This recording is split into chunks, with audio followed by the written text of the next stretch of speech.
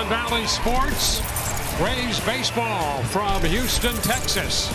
The Rays road trip continues. This will be the opening game of this three-game series between the Rays and the Astros. Well, the Rays will keep an eye not only on the Astros, but looking for a Baltimore loss to help out. But the Rays, with a win here, could clinch a berth in the wild card spot. Hi again, everyone. Welcome to an evening of Rays baseball with Brian Anderson, Dwayne Stats. Great to have you aboard. The Rays have not beaten this Houston ball club yet this year, and they're looking for a win tonight to settle things, at least to gain entry into the wild card spot. And we'll not get ahead of ourselves, as they're going to try to finish up that wild card ladder as much as they can. But they have Wander Franco at the top of the order, second and third here the last couple weeks, when he has put together an outstanding offensive streak. Well, since he's come off the IL, it's been 21 games, and Wander Franco, he's getting it done at the plate from both sides of the plate. He's hitting .320. He's got an on-base percentage of .366, 8 doubles, 8 driven in, 11 scored.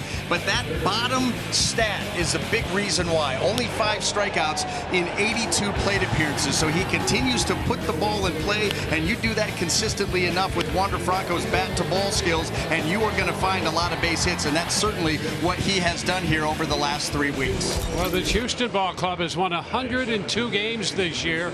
Offense a big part of that, and they are engaged immediately from the top spot with Jose Altuve up there. Yeah, and when you see this streak that he's on right now, you're going to kind of cringe if you're a Rays fan, because over the last 30 ball games, the numbers are extremely gaudy for Jose Altuve. Very aggressive hitter, doesn't swing and miss very often, handles the fastball, handles the breaking balls, handles off speed, does everything really well, and he's doing it at an elite level right now. .366 on the average, the on-base percentage up over 450, and listen, long ball, he can beat you a lot of different ways, but the majority pull side to up the middle for Altuve. He is wanting to get the barrel out in front. Guess what? This guy too, Yordan Alvarez, the last 14 games, 6 homers, 14 driven in. He's had 6 multi-hit games that average at .417. No part of the ballpark can contain him. Too strong, too much power, can hit the ball all over the place. He hits righties well, he hits lefties well. He is a matchup nightmare, and he is red hot right now, joining Altuve, Tucker, a couple other guys in this lineup. For the Rays on the mound, it has been a breakout season for Drew Rasmussen. 28th start of the year coming. He is 10-7. He'll be opposed by Framber Valdez, coming in at 16-5. Florida Lottery. Since 1988, the Florida Lottery has contributed more than $42 billion to education. By Frontier, uncable yourself, get fiber internet. And by the aggressive attorneys, Winters and Yonker. Tonight, the Rays are in Houston, seeking a 4th consecutive postseason berth. The magic number to clinch a wild card spot is 1.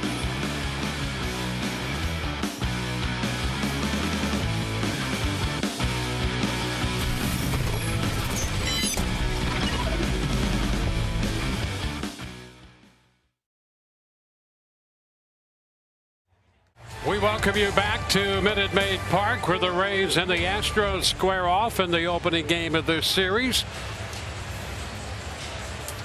Hurricane Ian has ravaged our neighbors in Florida and impacted other states along the lower Atlantic coast. Our minds and hearts go out to everyone. The Red Cross is there to provide shelter, food, comfort, and support. To donate, scan the QR code or visit redcross.org or text Ian to 90999 for a $10 donation. Thanks for your support.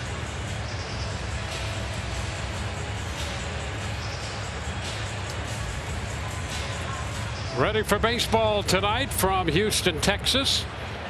The Rays come in with 85 wins, 71 losses, and they need a win to secure a spot in the postseason and that wild card setup. And we'll take a look at the starting lineup, brought to you by your local Ford dealers. Yandy Diaz will be in the lineup tonight, serving as the designated hitter. Randy Arozarena hits second, followed by Wander Franco in the third spot at short. Harold Ramirez hits cleanup. Manuel Margot's in right. Francisco Mejia will do the catching. Isaac Paredes bats seventh, playing third base. Jose Series in center, the number 8 hitter, and batting ninth at second base is Taylor Walls. Framber Valdez, 28 years old, heads to the mound. And he has been a major factor in the middle of that infield on the mound for this Houston ball club. Well, our Florida Lottery jackpot stat, let's take a look at his last 26 starts. He has been absolutely dominant. 15-4 on the record, an ERA of 2.54. His last start against the Baltimore Orioles, most recent start, he went 5 1/3 innings. That's the first time that he had not gone at least 6 innings since April the 19th. That is hard to imagine. So he gives you length, and he gives you length because he pitches to contact. He can ring up some strikeouts, no question about it, but he has the highest ground ball rate in Major League Baseball. So he wants you early and often to pound that ball into the ground. He wants to wear out those infielders and have quick innings. Let's take a look at that Astro defense and see how it's going to line up here tonight. Brought to you by Golden Diamond Source. And in the outfield left to right, we've got Trey Mancini, Chaz McCormick, and Kyle Tucker. Across that infield third to first, Alex Bregman, Jeremy Pena, Jose Altuve, and Yuli Gurriel, with Christian Vasquez back behind the plate.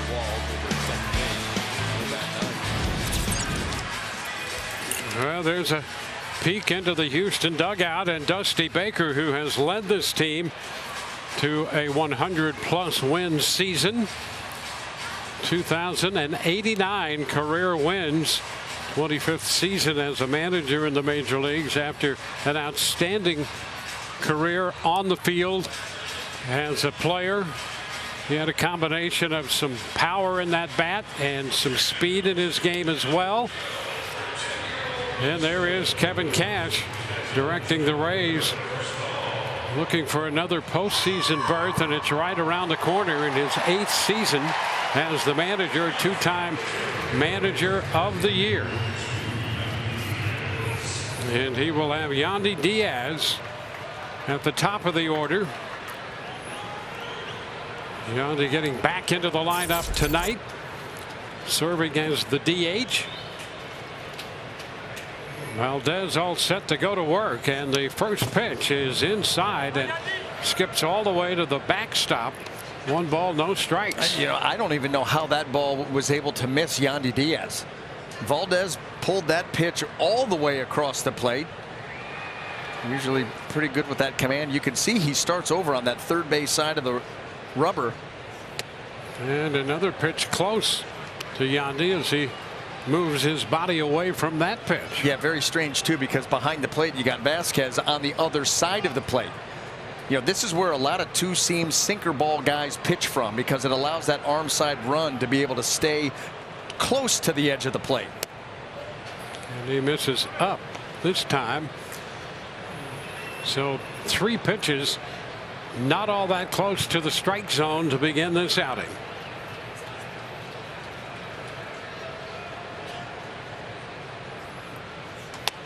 And Yandy walks on 4 pitches. That was 96 and off the plate away. So 4 straight pitches, and Diaz heads to first. Very unlike Framber Valdez. And I'll tell you, those misses, like you said, they were bad misses on the wrong side of the plate. All of the pitches were elevated. That's where the Rays want to see his two-seam fastball. That's when it flattens out. That's when it's much more hittable. Here's Arozarena going after the first pitch and bouncing it foul. Strike 1. Junked the fastball, went to the curveball there, and that's what the majority of the pitches are for Valdez. He's about 77% two-seamer and curveball. He'll also mix in a cutter, a changeup, and an occasional 4-seam fastball. Yeah, and the curveball is such an important pitch for him. Everything designed to be moving down, to get the ground ball. This Pitch is down out of the zone, 1-1, and you mentioned it before. Just in a way, a ridiculous ground ball rate for him, pushing 68%. Yeah, and if you look at Fangraphs, they have him at 66.5. I don't know how you get those numbers different, but they do. Yep. But the next closest is Logan Webb, and he's 10 percentage points behind him. Yep. He's just running away with it. Strike 1 and 2. I did have that question because I saw both of those numbers. I had the 68 whatever written down. You go to a different site, it's 66.5. Isn't a ground ball a ground ball? Well, somebody who recorded it blinked. Yes. Probably was me. Well, I've been blinking a lot in photos lately. And a lot of photos being taken. That's what you get for being photogenic. The 1-2. And that missed inside. It was 96, well off the plate end. And the count is 2-2. And some of the fans here used to him getting that pitch on that corner. That was well off the corner, and some of the fans still moaning that he didn't get the call, with Angel Hernandez behind the plate. And the count goes full. And that pitch just missed down and in, and now you got a Dusty Baker's like, who's out there starting for us? This is not the Framber Valdez I've been used to seeing. The Rays will take base runners any way they can get them. 3-2, and there is ball 4, a breaking ball on 3-2. So back-to-back walks.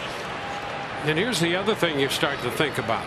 You get an opportunity against this guy, good idea to cash in on it. 100%. And we've seen it happen too many times over the years where a starting pitcher will be shaky early and you're not really able to cash in, and then all of a sudden it falls into place for him and he rattles off 4 or 5 scoreless innings. Framber Valdez was roughed up in his last start against the Orioles, 11 hits in 5 1/3 innings. And now there's a strike on the inside corner to Wander Franco. He gave up 7 runs in that game, 4 earned, just the 1 walk, 6 strikeouts, but 11 hits.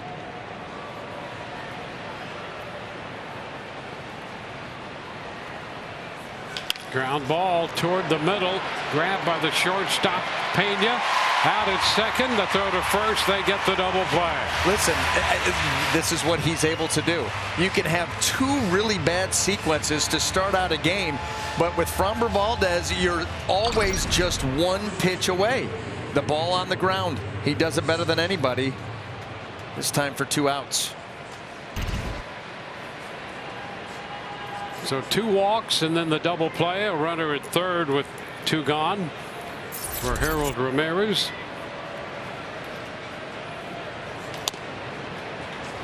And the pitch, strike on the corner, in mid-90s. Been a lot of that here the last couple of fastballs, and he had a number of times on a Rosarena. Franco, now Ramirez. Hot shot, that ball is foul. Boy, just foul right there, and sharply hit. Yandy Diaz is like, really? Yeah, I got the sore shoulder. It's cost me a week and a half, and now I almost get hit by the first 2 pitches of the game, and then Harold Ramirez taking aim. Get out. He had no chance but to just stand there. That ball was on him and past him before he could move. There's a base hit, punch the other way. Ramirez will get the run home. Yandy Diaz scores. And Harold Ramirez down in the count we've talked about with 2 strikes, the kind of hitter he is, and he takes that one the other way. Yeah, watch the swing. He doesn't overswing. Mislocation by Valdez. He's trying to come in, and Harold Ramirez just sits back and he just swats the ball that way. That's a great job by Harold, not trying to pull that pitch. Hit it where it's pitched. Led to a run. Rays take advantage of that leadoff walk. They get a run home. Here's Manuel Margot. And the first pitch fastball is a strike to him.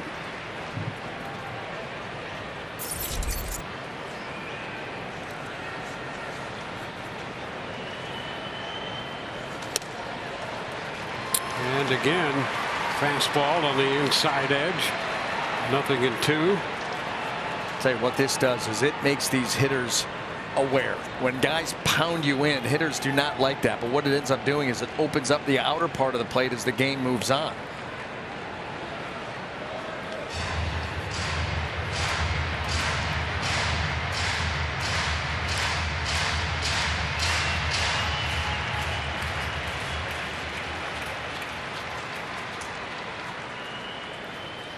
Margot in the hole.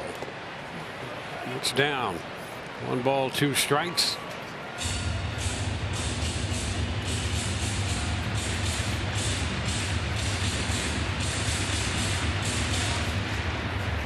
Well, that was 11-6 last year. 16-5 this year. A little roller foul right off his foot. The ball rolls down to third, but off Margot's foot.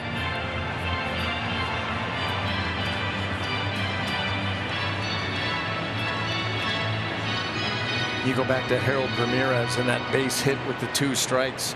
He hits 246 with 2 strikes. And that's that approach that we're talking about. So aggressive early, but with 2 strikes, looks to put the ball in play. Done a much better job of that lately. Chop to third. Short hop pick by Bregman. Throw to first in time. So the Rays are out in their half of the inning.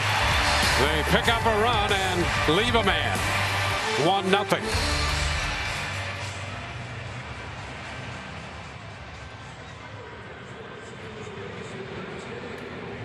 A 1-0 lead has been erased. Oswaldo Cabrera. It's a Jordan Lyles pitch up in the zone and gets it out over the wall. Front row in right field. Short porch, Yankee Stadium tied up, bottom 5. Well, the Rays win in Houston, or a Baltimore loss in the Bronx will assure the Rays of a wild card spot. Quick look at the starting lineup presented by your local Ford dealers. Altuve, Bregman, and Alvarez, with Tucker, Mancini, and Gurriel down the middle. Pena, Vasquez, and McCormick, the 7, 8, and 9 hitters. Altuve starts the night with 28 home runs, a .297 average, and Drew Rasmussen throws him a first pitch strike. Little cut fastball there for Drew Rasmussen to start this off. Our Toyota Keys, his last 10 starts. Look at the walks.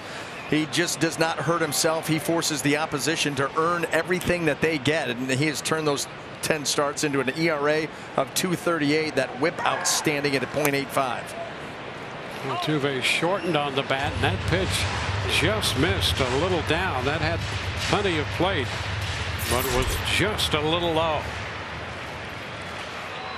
Well, what a season Altuve is having. We talked about him in the open. His last 30 games, what he's been able to do, hitting well over 360, 366 with a 454 on base. Ground ball hits the mound, deflects out to Walls, who was on the shortstop side of second. That's going to go a 4-3 with Walls throwing out Altuve. Yeah, let's take a look at the rest of the Rays defense. Brought to you by Golden Diamond Source. In that outfield left to right, we've got Randy Arozarena, Jose Siri, and Manuel Margot across that infield. Third to first, Isaac Paredes, Wander Franco. Of course, we just saw Taylor Walls and Harold Ramirez. And we got Francisco Mejia behind the plate. And the reason that the Rays do that, and you talk about all these pull hitters, Jose Altuve is the same thing with Bregman. Jose Altuve up the middle to the pull side 83% of the time. That's why you do it. Alex Bregman goes after this one and hits a high shot back into deep left, and that's going to get out of here. Bregman hits his 23rd home run of the year, and that ties this game.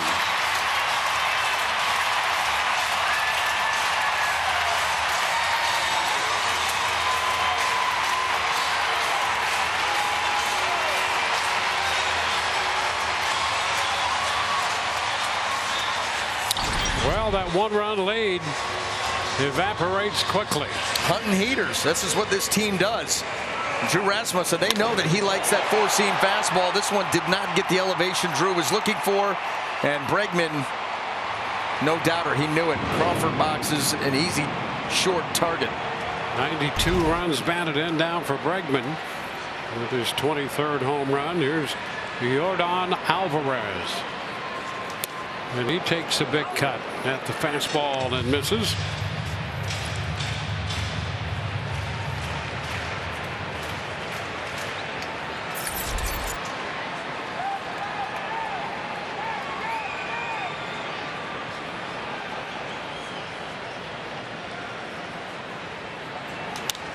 Foul the other way.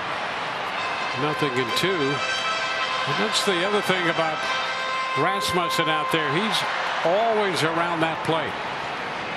Yeah, and you know that doesn't go unnoticed by the opposition. So the key for Drew is be around that plate, but be, you know, quality strikes, not just strikes, but quality strikes. And more often than not, that's exactly what he does. He wants to be efficient. That efficiency, you know, in theory, will allow him to work a little bit deeper into a game. And there's a swing and miss. So he strikes out Alvarez. A little bit of a different look right there. That's a pitch that you don't see that often here. Well, let's see. And he tries to throw that slider. It just stayed up and flat. You don't see sliders up there usually being that effective. So a nice job by Rasmussen to get the big guy to swing and miss, because as we talked about early in coming in, Altuve red hot, Alvarez red hot, this guy swinging the bat well. Kyle Tucker with 29 home runs and 104 runs batted in.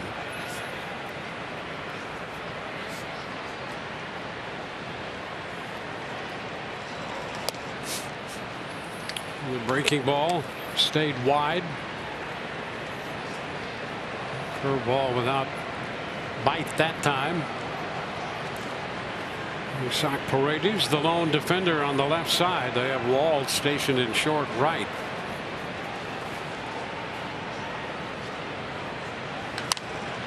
Lifted foul the other way out of play.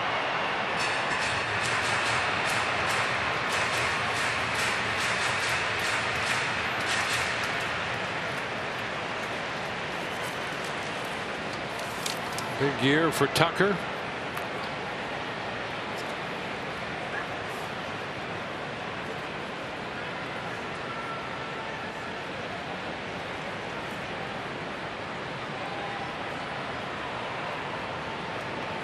Ground ball on the first base side. Franco takes care of that ground ball. A run on the home run by Bregman. Through one, we are tied 1-1. Well, in the aftermath of Hurricane Ian, efforts to clean up are ongoing. And today before the game, Shane McClanahan took a moment to address his hometown of Cape Coral that was hit pretty hard by Hurricane Ian. His parents still live there. He said his parents did evacuate before it hit, but there is significant damage to their home. But he did mention that everyone is okay, and that's what matters most. He also spoke to how touched he is that the Astros are having a fundraiser tonight for Hurricane Ian relief efforts. Every proceed from their 50-50 raffle is going to efforts to clean up after the hurricane. He said, listen, it's awesome, and it shows a lot of class from the Astros organization, and it shows that in baseball we are one big family, and when one of us is down, we pick each other up. And he also added, guys, he said, Floridians, they're resilient, and they're going to come out of this better. So, guys, Shane McClanahan's parents doing well in the midst of the aftermath of the hurricane, and Shane's certainly happy to see the Astros and their fundraising efforts tonight. Yeah, tremendous outreach by the Houston Ball Club, and it does not go unnoticed to all of the victims. And they are certainly appreciative and absolutely grateful for the help being provided in that regard. Baseball is a fraternity, and when one is hurting, or you pitch in. Here's Mejia with a tap toward third to his left. Bregman makes the play with the turn and throw to get Mejia. That play by Alex Bregman, he made that look so easy, but the glove and the throw as he's falling away, I mean, this is so nonchalant in a good way. He just kind of flips it. Yeah, not even worried about where that throw is going to end up. Right on the money. Yeah, as much as we might appreciate the range to his left. The throw on the run, and to make it that accurate, is really the impressive part of that play. And it was thrown with such confidence. You know, you just see it in the body language, like, I got this. I'm going to make something pretty difficult look really, really easy. Want to know the count to Paredes, who shoots this one down to third. Grabbed there by Bregman. The throw a little bit to the foul side, but Gurriel gets the tag. Well, Bregman has been busy down there the last 3 hitters. Yeah, and forget the throw on this one. How did he glove it? That ball off the bat of Paredes was absolutely scalded. And the short hop got a little too nonchalant there. That ball sailed. Yuli Gurriel, that's what teammates do. People helping people. So 2 outstanding defensive plays here on Mejia, and now Paredes, turned in by Bregman. Here's Jose Siri.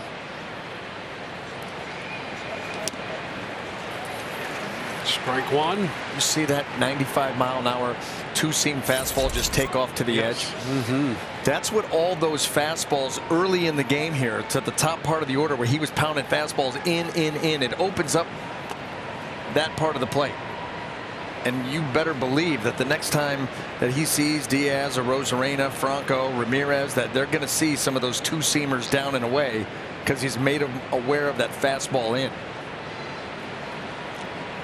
1-1 count on Siri.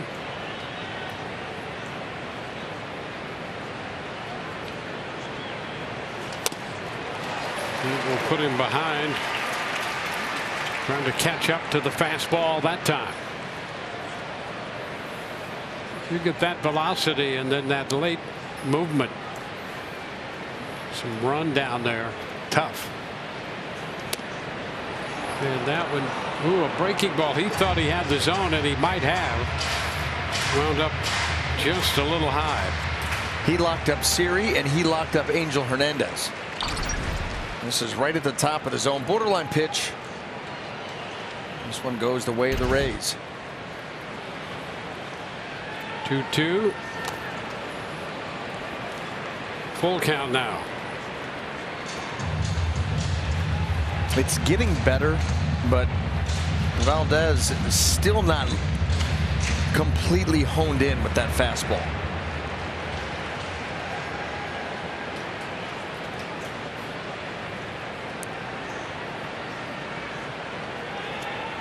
(3-2), and he is out on strikes. Got the fastball down around the knees there to pick up the strikeout. 3 up, 3 down. 1-1 ball game. Of the second, Drew Rasmussen out there to face Trey Mancini. And as you might expect, Mancini has more at bats against Rasmussen than anybody else in the Houston lineup. And Harold Ramirez comes up just a little short. It appeared that he was going to make that play, and then with a little short step, came up a little short. I think that he thought when he got onto the dirt, like the warning track extended down behind home plate, that he was going to run into the wall. Watch him start to, like, right there, he's starting to shy away already. I think that he was anticipating that wall coming up, and you could see he had plenty of room and probably should have made that play.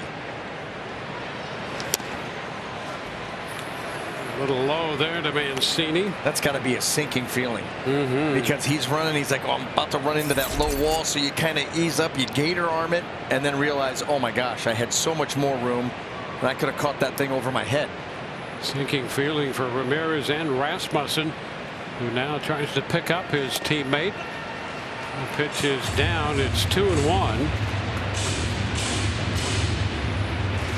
Yeah, because there are times like that right there. I'm sure Drew Rasmussen, you don't like to count your chickens before they hatch, but that ball off the bat, you're thinking, okay, 1 out. Like, move on. You almost mentally move on to the next guy, and you've got to readjust and get right back into Mancini. And there's a foul ball off the railing, third base side, 2-2. Yeah, Mancini with 10 plate appearances against Rasmussen. Gary Pettis hands out a souvenir there. And he is 2 for 8 in his time with Baltimore against Rasmussen.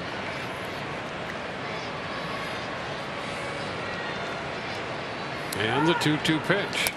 We're going to go full.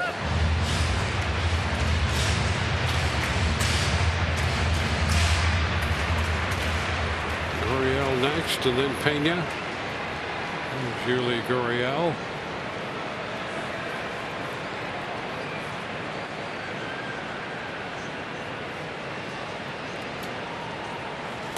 And he went. So he gets Mancini. Took him a few extra pitches, but on the attempt to check, he went around. Well, for the best coverage in the game, let's check out the T-Mobile coverage cam. And right now, Alex Bregman. Yeah, we talked about Altuve. We've talked about Alvarez. We've talked about Kyle Tucker. And I think Alex Bregman might have heard us. Said, hey, what about me? He hits the no-doubt home run, and then back-to-back outstanding plays down there at third. Little help from Yuli Gurriel right there. But he is off to a quick start here tonight.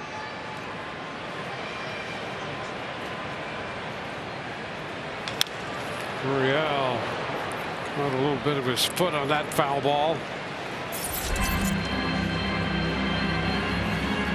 Well, Rasmussen faced this Houston team at Tropicana Field on the 19th, 11 days ago, and lost a 4-0 decision, giving up 4 runs, 6 hits in 6 innings. Gurriel lifts it into right. Margot's coming in. He's there. 2 up, 2 down. And it was in that start on the 19th that Altuve led off with a home run. Tonight, Houston striking in the first on a 1-out solo blast from Alex Bregman.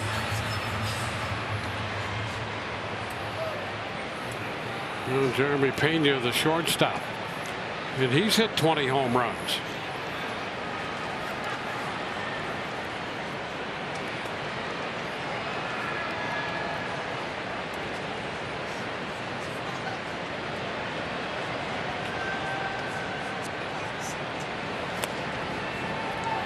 One ball, no strikes.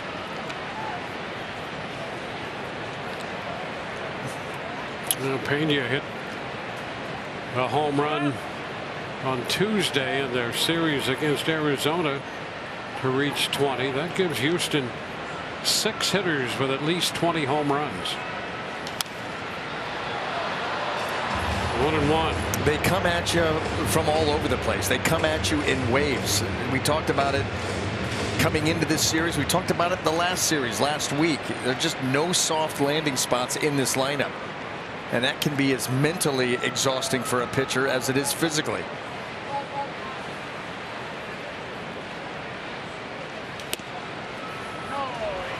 Strike 2, 1-2. Tell you what, Angel's locked in tonight. He's engaged. Big game. A lot at stake here. Houston trying to wrap up home field advantage throughout. Rays trying to secure a postseason berth. It's a foul ball back. The try to win tonight by the Rays would assure them that third wild card spot. Any combination of a Baltimore loss and a Rays win would take care of that. Yeah, so there's that off chance. Shouldn't even say off chance. There's that chance that you could clinch before this game is over. That Yankee Baltimore game started an hour before the Rays. Liner into right. That's going to be in there. And we'll get by Margot trying to backhand it. Pena's around second, going to go to third as that ball kicked away. Siri had to get over there and play the odd carom on that slanted wall. So it's going to be a triple. That just speaks to Jeremy Pena and how hard he hits this ball. Because I think off the bat, you were hopeful that Margot was going to be able to cut this ball off and keep it from getting by him, but it was hit too hard. Couldn't get it there. And then there's that little nook and cranny that you're talking about. And Pena, boy, you're losing equipment and kicking it into high gear into third base, standing up. It's his second triple of the year. Comes with 2 outs. And here's Christian Vasquez.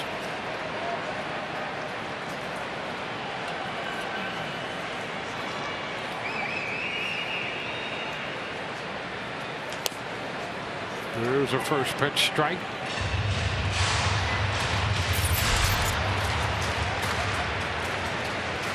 Rasmussen now with 6 first pitch strikes of the first 8 hitters he has faced.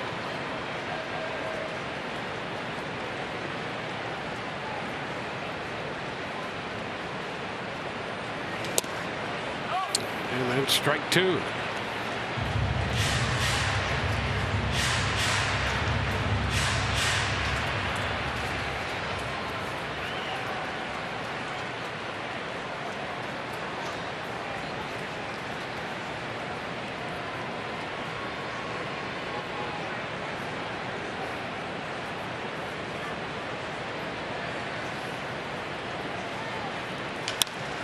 Chop to short. It's Franco. Throw to first in time. No runs, a triple, and a man left on base. We go to the third. 1-1.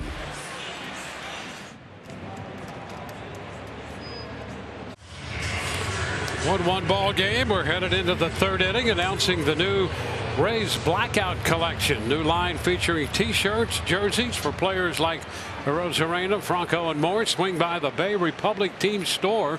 Shop the Blackout Collection and other Rays merchandise such as hats, jerseys, and more. Purchase in store or online at thebayrepublic.com. Taylor Walls batting right-handed against the left-hander Valdez. Back around at the top of the order, Yandy Diaz and then Randy Arozarena. Pitch is upstairs. Valdez out of the Dominican Republic. It's foul the other way. 28 years old. He was not signed until he was 21 out of the Dominican Republic. A lot of young players signed at 16, 17, certainly 18, and he was not signed until he was 21 years old. And a strike 1 and 2. Things started to come together for him. He did pitch some in those early years, but really thought of himself as a hitter more in his teen years. And then the later in the teen years, people started to notice that arm, and Houston signed him when he was 21 years old. Doesn't sound like a very good self-evaluator. Tucker and Wright makes the catch on the ball hit by Walls. And you know, we mentioned, just touched on the topic a little bit. If you're in the Dominican, and there are a lot of young players, a lot of talent there, and a lot of them are signed way before they're 21, and particularly the guy who can pitch. So he's a late sign by that frame of reference. And boy, what an important part of this Houston team he has become. There's a first pitch strike to Yandy Diaz.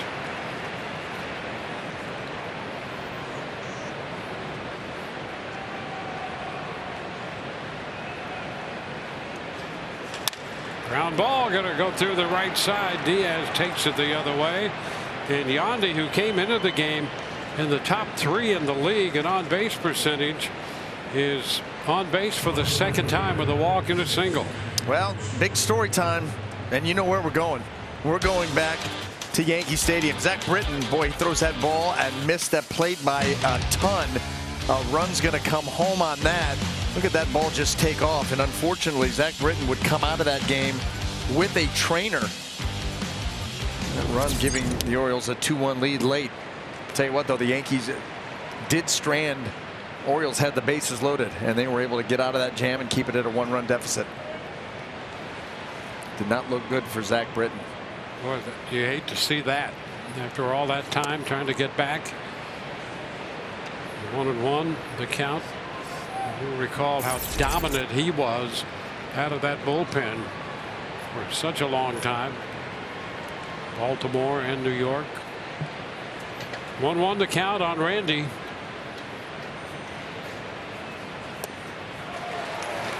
The ball, 2 strikes. There was one of the occasional changeups. Talked about the 2-seam fastball and the curveball leading the way for Valdez. He'll throw that cutter around 10% of the time, the changeup 9% of the time.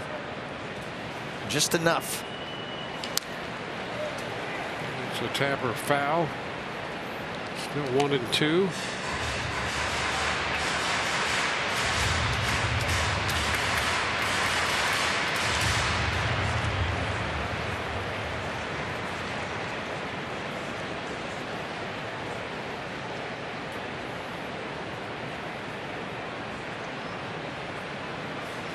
And Randy tried to check, but he could not. And I think Randy that thought he was hit by that pitch.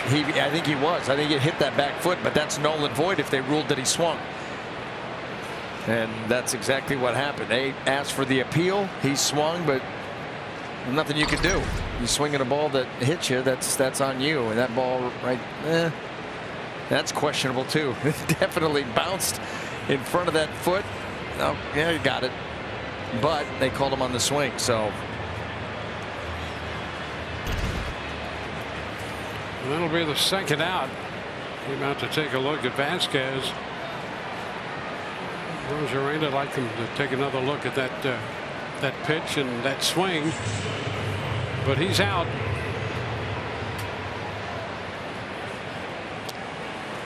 And Wander Franco steps in with a man at first, 2 gone.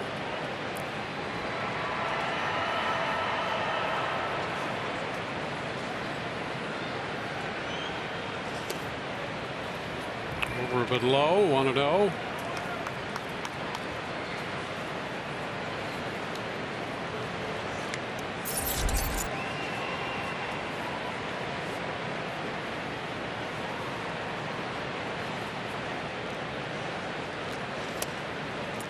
And again, 2-0.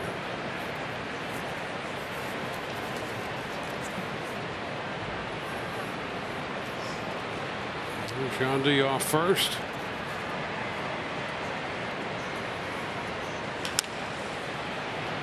Two balls and a strike. Well, the Rays trying to clinch a wild card berth tonight with a win or a Baltimore loss in the Bronx. He's looking for their 4th consecutive postseason berth.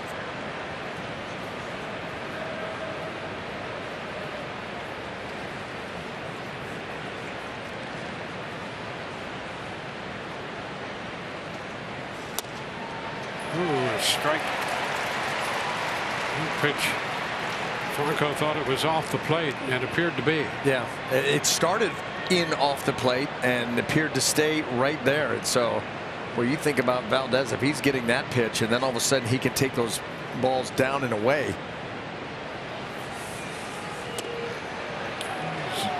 Inside a little bit more off the plate that time, and the count is full. Hey, I've got some breaking news, Dwayne, and maybe we missed this in his first at bat, but Wander Franco, no batting gloves?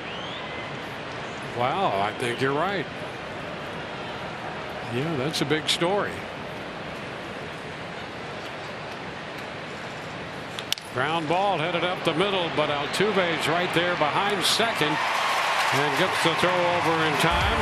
A hit and a man left. 1-1 ball game.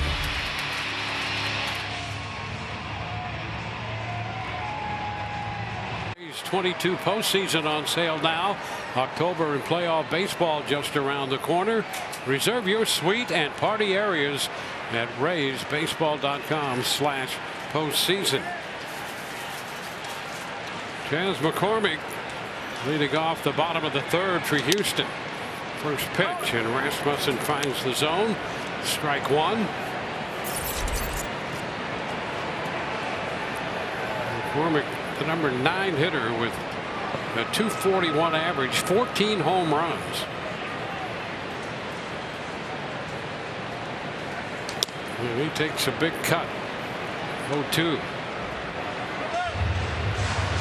Not many places in this Houston lineup, top to bottom, where you can let up. It's full bore all the time against this lineup.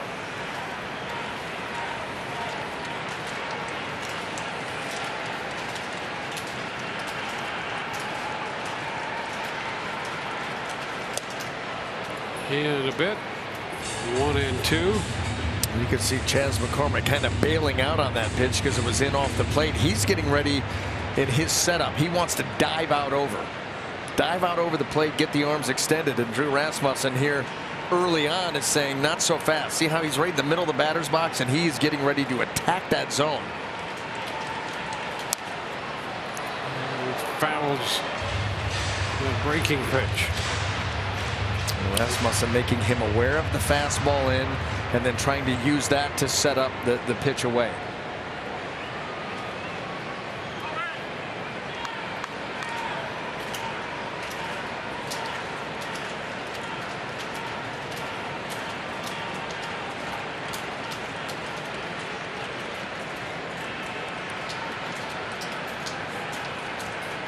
And a swing and just a little bit of that breaking pitch to foul it. Still 1-2. Yeah, it's up and down, in and out, back and forth. Yeah, four-seam fastball firm, powers it through the zone, and then it's what degree am I going to go to the glove side? Am I going to cut it? It's going to be harder and shorter. Then you've got the slider. Then you've got the curveball. Everything breaking to that glove side. And a swing and miss. He goes away and strikes him out with the fastball out there. Third strikeout for Rasmussen. This is where time through the lineup. This is where mislocation doesn't hurt you. You see Mejia set up in, and that ball gets pulled across the plate. But at 97, you have a little margin for error. 97 does help. Yes, it does. And listen, that's why these guys put such an emphasis on velocity, because it does allow you the ability to make more mistakes. If that's 90, you may be asking for a new baseball. Yep. Well, Tuve taps it just fair to third. Paredes makes the throw. Rasmussen ducking on that mound, so Paredes had plenty of room to make the toss. And he realized he was going to be right in the line of fire. You talk about eating somebody up. Rasmussen again with another good fastball. That one did get in. Both of these guys, Valdez and Rasmussen, making these opposing lineups aware of the heater in. Well, Alex Bregman has accounted for the Houston run with his 23rd home run of the year.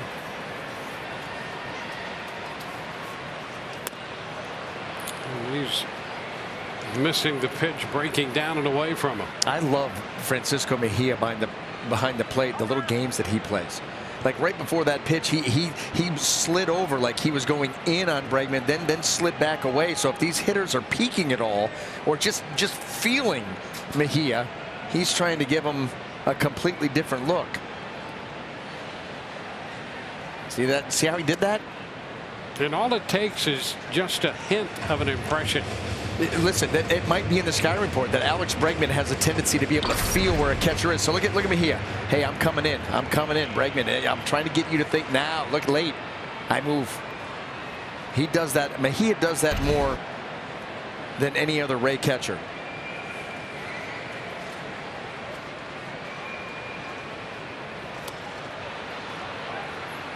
One and two.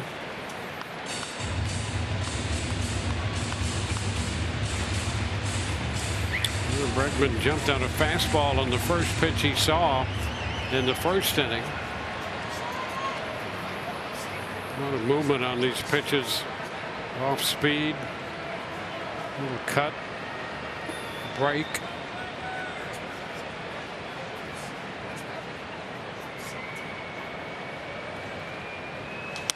1-2 popped up. foul ball. Mejia has room and makes the catch for a 1-2-3 third. We go to the fourth inning from Houston. 1-1 ball game. With 2 hits, we're heading into the fourth inning.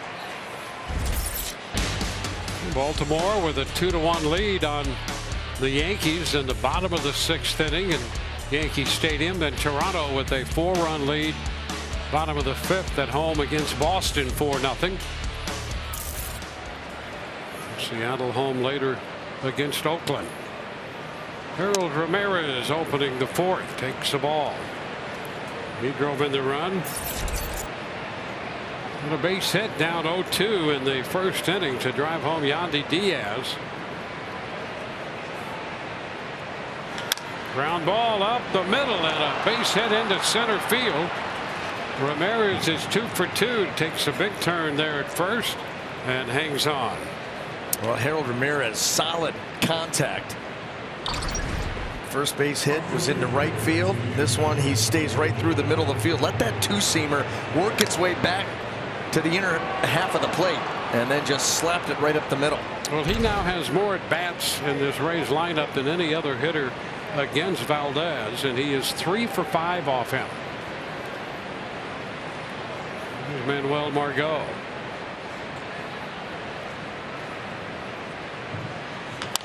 Little tap third base. Bregman's going to go to second out there.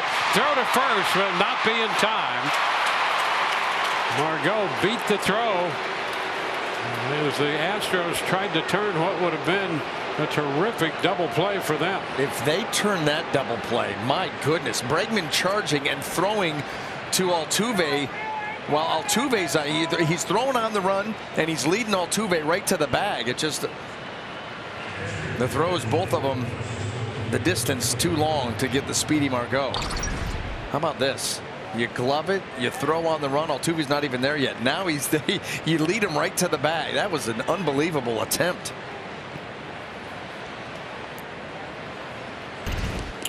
Move to first. Margot is back in. Margot is 7 of 10 in the steal department.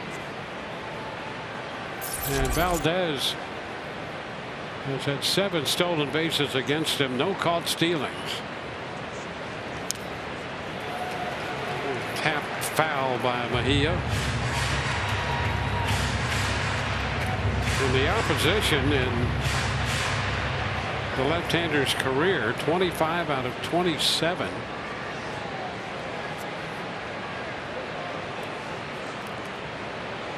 He does have 3 pickoffs.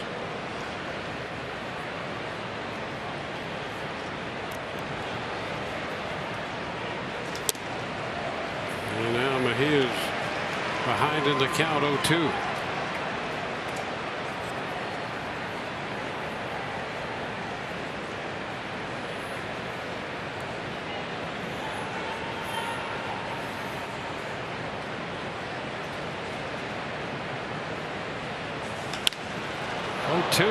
Right back down the middle into deep center, back to make the catch, McCormick. And Margot, who'd gone a little over halfway, retreats to first. He'll be there with 2 outs. And here's a word from Suncoast Credit Union. Pay my bills. Check. Suncoast keeps your life simple. Isaac Paredes stepping in against the lefty. He was victimized on a good play by Bregman in the 2nd inning. There's a fastball out over the plate at 96, strike 1.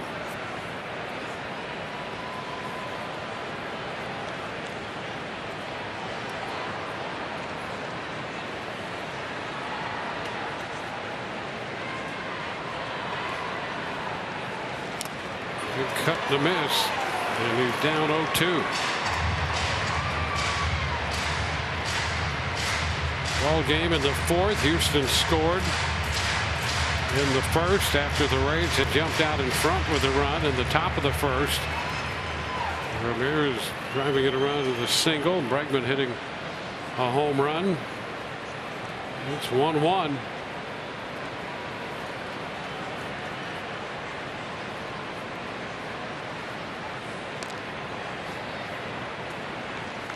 Margot back easily there.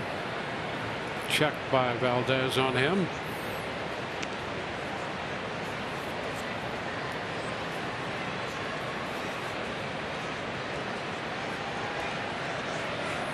He's looking to clinch a wild card spot.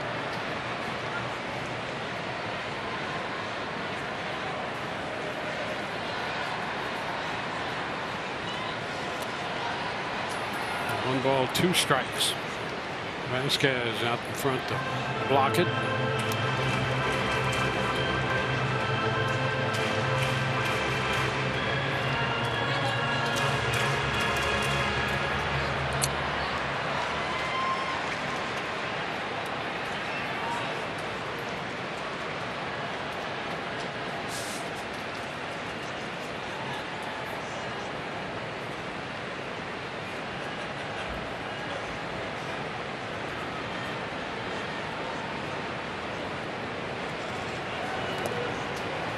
Down 2-2.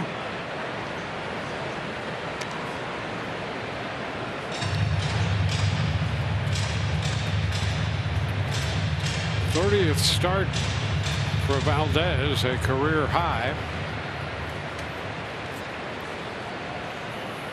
Working on 194 plus innings on the year right now.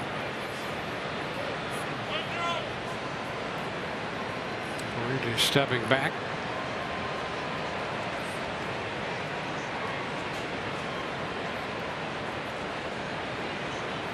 Runner goes. The pitch is foul down in front of Rodney Linares. Back to first goes Margot.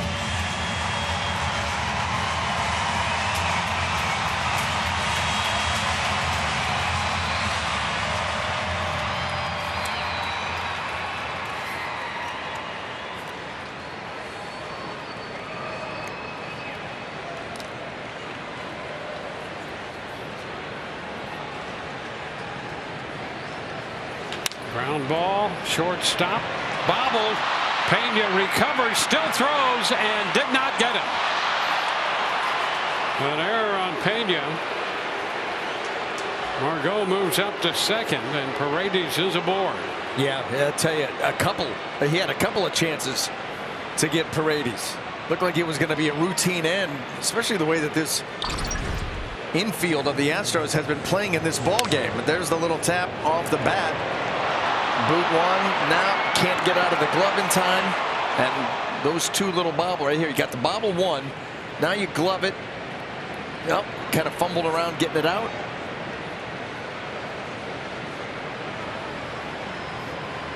Valdez not pleased on the 19th error of the year committed by Pena.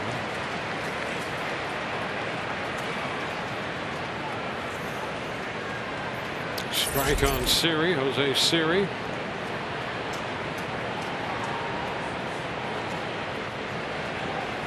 Errors like that always seem to come back and haunt you. It's down. Well, it gives the Rays Margot at second and Paredes at first. Jose Siri did not have a very good at-bat against Valdez in his first crack. Let's see if he has made the requisite adjustment.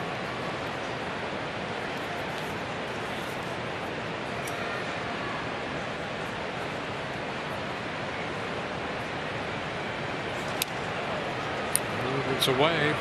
2-1. Well, the Rays took advantage of a leadoff walk, back-to-back walks to start the game to Diaz, and Rosarena got the RBI single from Ramirez. Now they're trying to take advantage of an error here in the 4th to extend the inning while moving Margot into scoring position. Framber Valdez walked halfway to second base himself, prompting Christian Vasquez to then come out. I think that he is still seething about that error, and has missed with a couple of pitches. That last one badly to fall behind Siri, trying to regroup out here.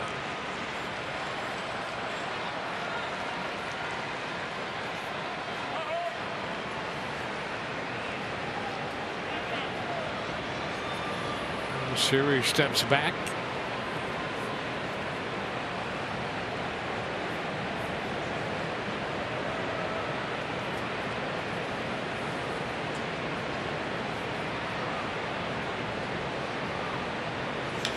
Ground ball third. Bregman making the throw to first in time.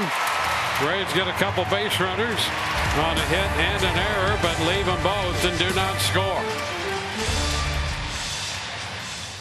In Florida and impacted other states along the lower Atlantic coast. The Red Cross here to provide shelter, food, comfort, and support. To donate, scan the QR code or visit redcross.org or text Ian to 90999 for a $10 donation. Thank you for your support. Bottom of the fourth, Yordan Alvarez leading off. Powerful left-handed hitter, and he shoots one into deep right. That ball is going to be off the bottom of the wall and hit that little corner, bouncing away from Margot. Into second base goes Alvarez. Well, that's the second time the Rays have had to deal with that little nook out there. And that one bounced then away and behind Margot, who had to chase it. Well, trying to cut that fastball in, and Yordan Alvarez just absolutely pummeled it. Tried to knock that wall down. Straight line drive. Did not have the height to be able to get over that wall. Going deep out there in right center field, and that's what you're talking about. Oh, Manuel Margot has had his hands full out there with that part of the wall. Leadoff double. Here's Kyle Tucker.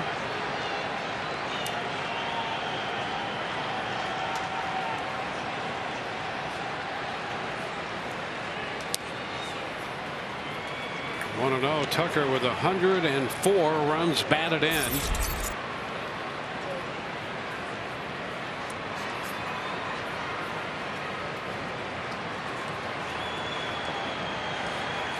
Three hits now for Houston, all three for extra bases.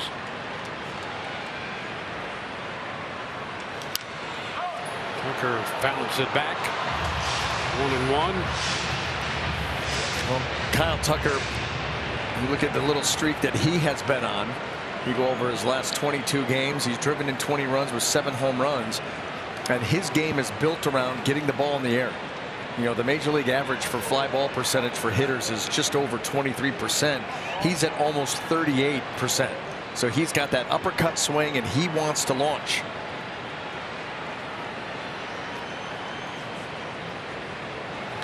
And he sends this one high into center field. Siri is going to make the catch, and holding it second, Alvarez. Boy, that, if it could be a mile high with the roof closed, that one was. Not overly deep, but very high, and Siri made the catch on it.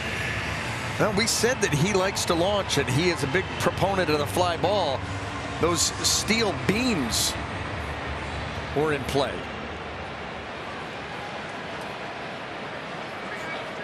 Here's Trey Mancini.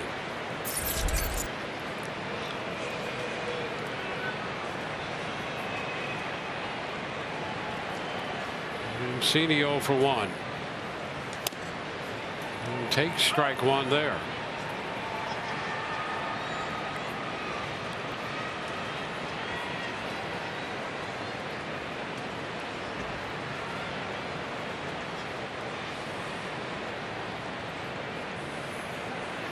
Mancini now 2 for 9 in his career against Rasmussen. He hits a fly ball into right center field. Margot on the track to make the catch.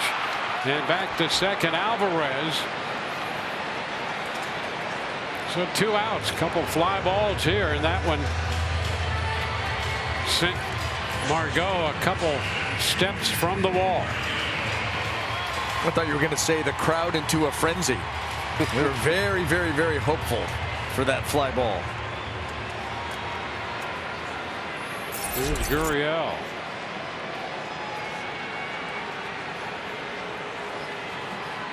Gurriel hit a fly ball to right his first time.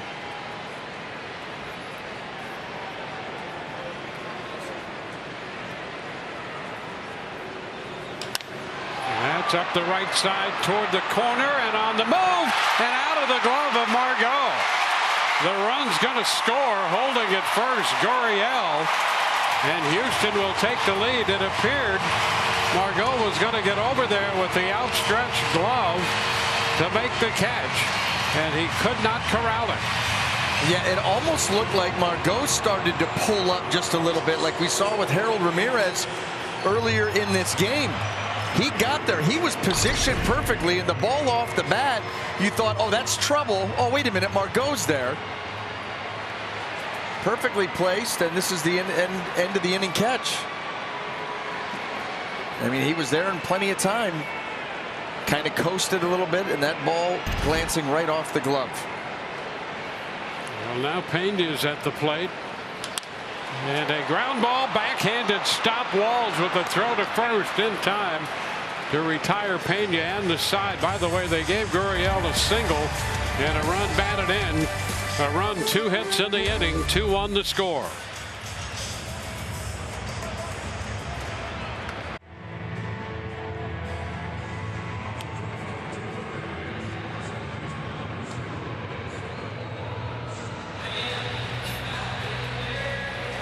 Well, the Astros have taken a 2-1 lead here heading into the top of the 5th inning, and they may have scored that a single, but I think even Manuel Margot would tell you he needs to catch this ball. Kind of coasting. He could have got there in plenty of time. Actually did get there in plenty of time.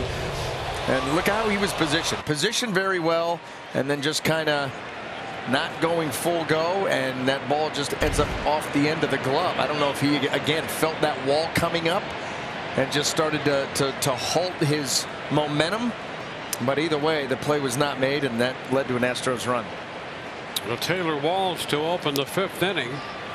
The pitch is a strike.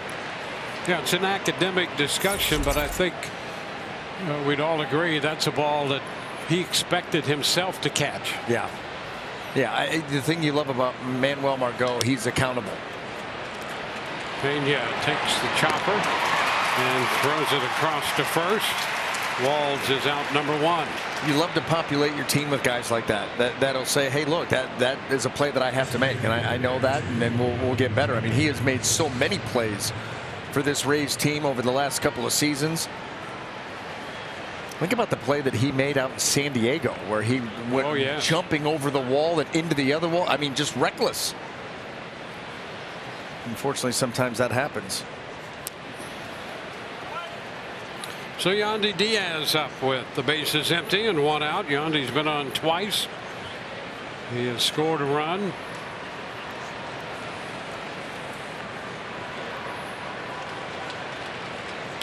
Ground ball, shortstop, in and out of the glove of Pena.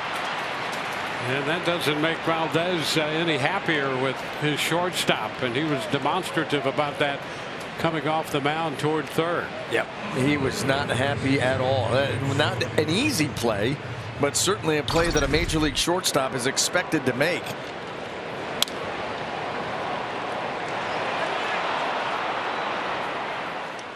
Goes as a hit for Diaz. I love how so apparently if you just have to step to your left or your right, that's above reasonable effort. Shot back into center field off the bat of Arozarena. That's out of the reach of McCormick. Hitting third, Diaz. He's on his way to the plate. Arozarena heads for third, and the Rays pick up their 2nd run to tie this game. Arozarena willed that ball with that bat over the head of McCormick in center for a triple to tie the game at 2. You wonder how mentally engaged Framber Valdez was. And we saw how, well, not very, leaving that pitch right there. I mean, he's showing so much emotion out there on the mound after that, well, a hit, but a play that probably should have been made. And Arozarena takes advantage of a really bad miss. Not only that, you get the run in to tie it, but you, Randy, get to third with less than 2. Third triple of the year. And now it's Franco fouling the first pitch. Wander 0 for 2 on the night. Trying to pick up Arozarena at third.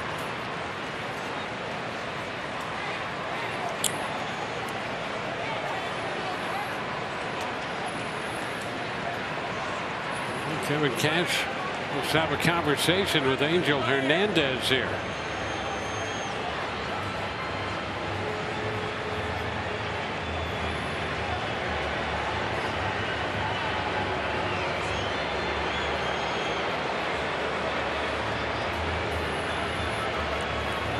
Well, James Hoy is the crew chief, and he's going to get in on this conversation with the entire group. Well, whatever. Catch out to try to make a point. Yeah, and well, whatever point he made, it has led to the meeting of the minds. And he's not done. He's like, you got to explain this to me.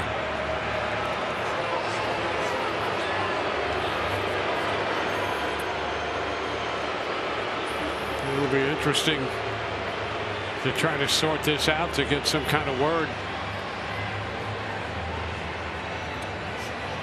You know, the other effect of this, you've got a pitcher, Valdez, who was not happy on the mound, and this is like freezing a free throw shooter as well. As Kevin makes his point. Well, I'll tell you what, Framber Valdez, he threw the first pitch of the at-bat to Wander Franco out of the windup. Then he went back onto the rubber, standing as if he was out of the windup again. And without stepping off the rubber, he just turned and got into right here. So watch this. After the first pitch, he's going to come back up here. All right. All right. Now he's towed the rubber, and he is now in the windup. And he didn't disengage and did that. That should be a balk. That's pretty interesting right there. That's what he saw, and that's what should have been called. And you've got the evidence. You got to disengage. You've got to disengage from the rubber and then go into the stretch. You can't do it all in one motion, because once you establish yourself out there in the windup and start to go, you've got to finish that windup. He didn't. They never disengaged. So Kevin Cash quickly out there to make that point, but apparently no one dressed as an umpire saw it. Ground ball. There's a base hit off the bat of Franco. Arozarena scores, and the Rays will take a 3-2 lead.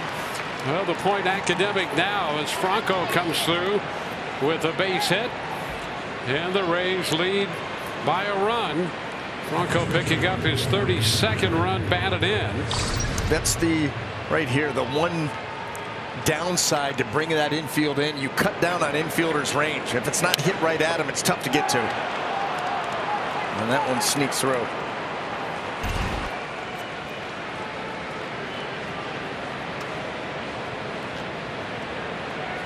So the Rays with 3 hits here. Well, here's Harold Ramirez. Which is a strike.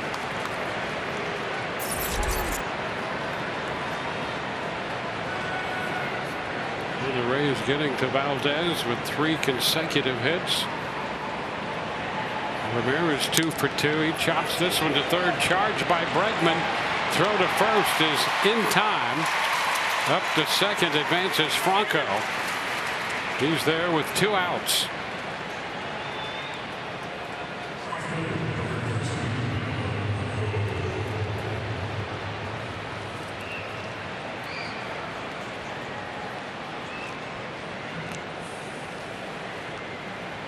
This started with the 1-out base hit by Diaz.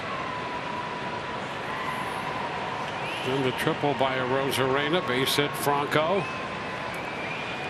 And with 2 outs, Franco's at second. Margot misses the first pitch, strike 1.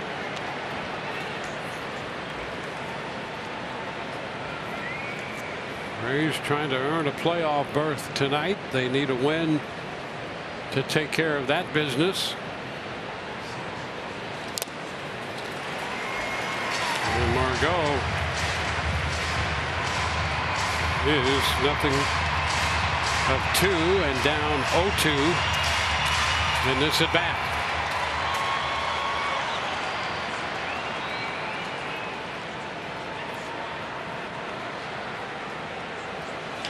Ground ball headed to short.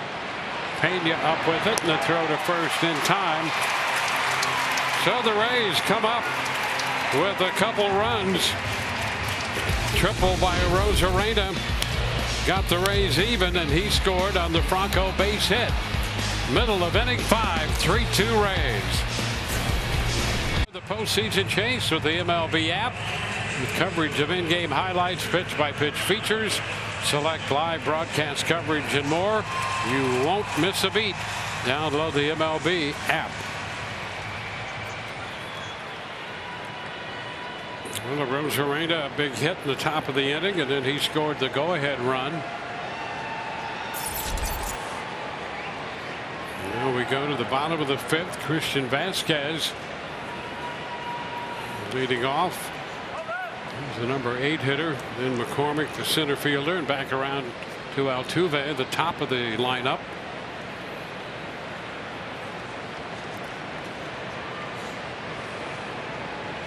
Drew Rasmussen. And a ground ball that's going to skip by Paredes. It hits the stands, bounding back out into shallow left. Rosarena comes up with it, and Vasquez winds up at second. You know, much like we see at Fenway Park and in Boston, that little low wall out there, that's where these ground balls down the line, you have to have your shortstop heading that way. Because the left fielder, you're going to watch a Rosarena, he's thinking that ball could get down in the corner. It hits that low wall and kicks out in the middle of nowhere. Now you got to change your route and come in after that. Probably doesn't make a bit of difference on that particular play, but that can be tricky out there with the runners on base. Chas McCormick.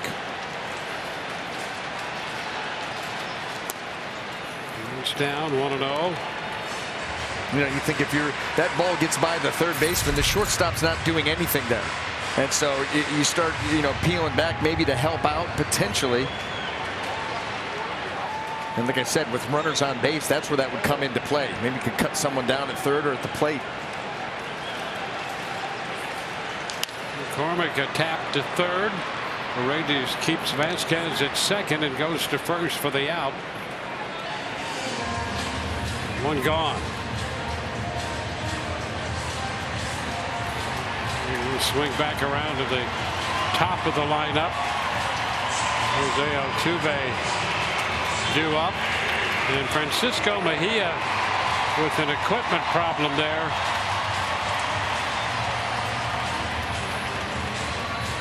Maybe the first one was low on batteries or something. Got to keep them charged.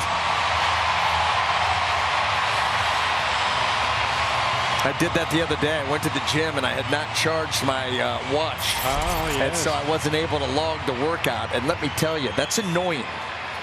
You get used to logging those workouts and seeing the calories and the time and heart rate and all that stuff. Couldn't do it.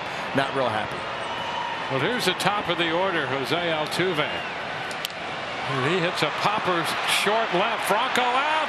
Oh, he got it. Franco with the throw to second. The runner is safely back in there. But what a catch by Wander Franco. Out from shortstop into shallow left field, turning around, and with that outstretched glove arm, made the grab to retire Altuve. We'll put a star on that one for the Rays shortstop. I think he just throws his glove. He gets turned around, then just throws the glove up there, and it goes in. I mean, he got twisted, turned, and then threw that glove up just in time. Alex Bregman. Fastball just high.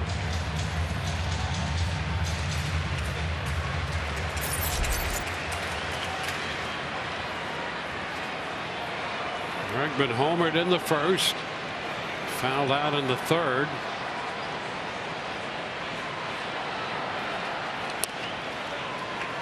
That one just off the plate. 2-0.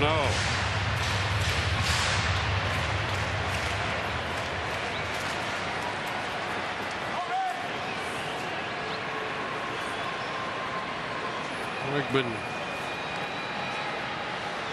3 of 7 against Rasmussen, including tonight. Ground ball to second. Walls has it, and the throw to first in time. Leadoff double, and Vasquez is left at second. We go to the 6th.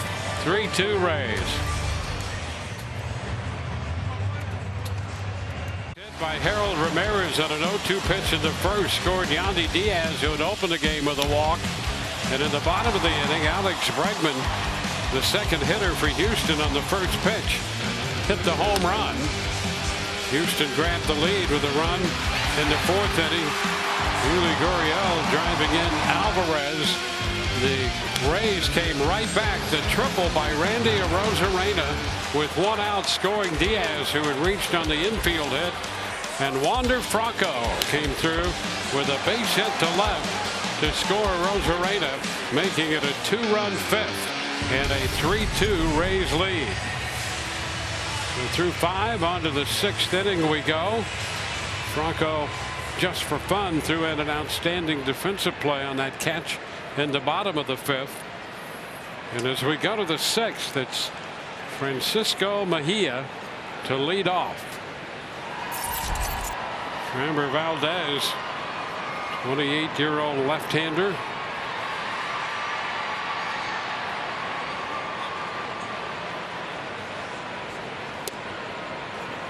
Pitch is a strike.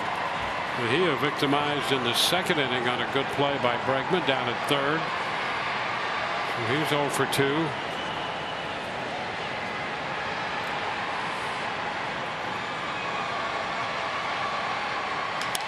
Shoots it toward right center. McCormick on the move. That's going to drop in. A base hit. And the leadoff man is aboard for the Rays in inning number 6. Was very anxious to see if McCormick was going to attack that baseball. He was positioned well. He had to make a run for it. Mejia with that line drive, but he did not. He played it cautiously. Watch it. He's already over that way. And is he going to attack the baseball, or is he going to play back? And he just cut straight across, let that thing bounce. And the Rays with another leadoff runner here. Isaac Paredes. 1-0. Paredes in there at third base against the left-hander, and a tough one.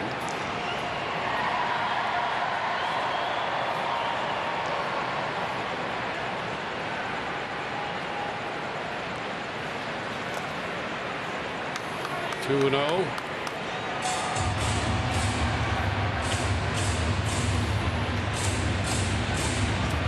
Rays now have 3 runs on 7 hits.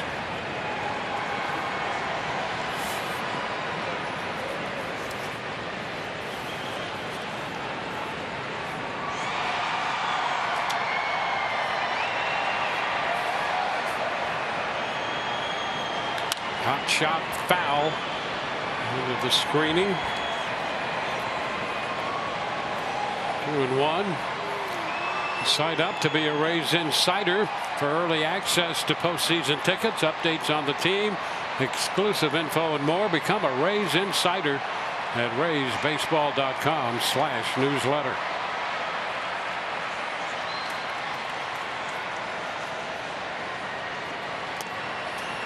Ball 3 is down, scooped by Vasquez.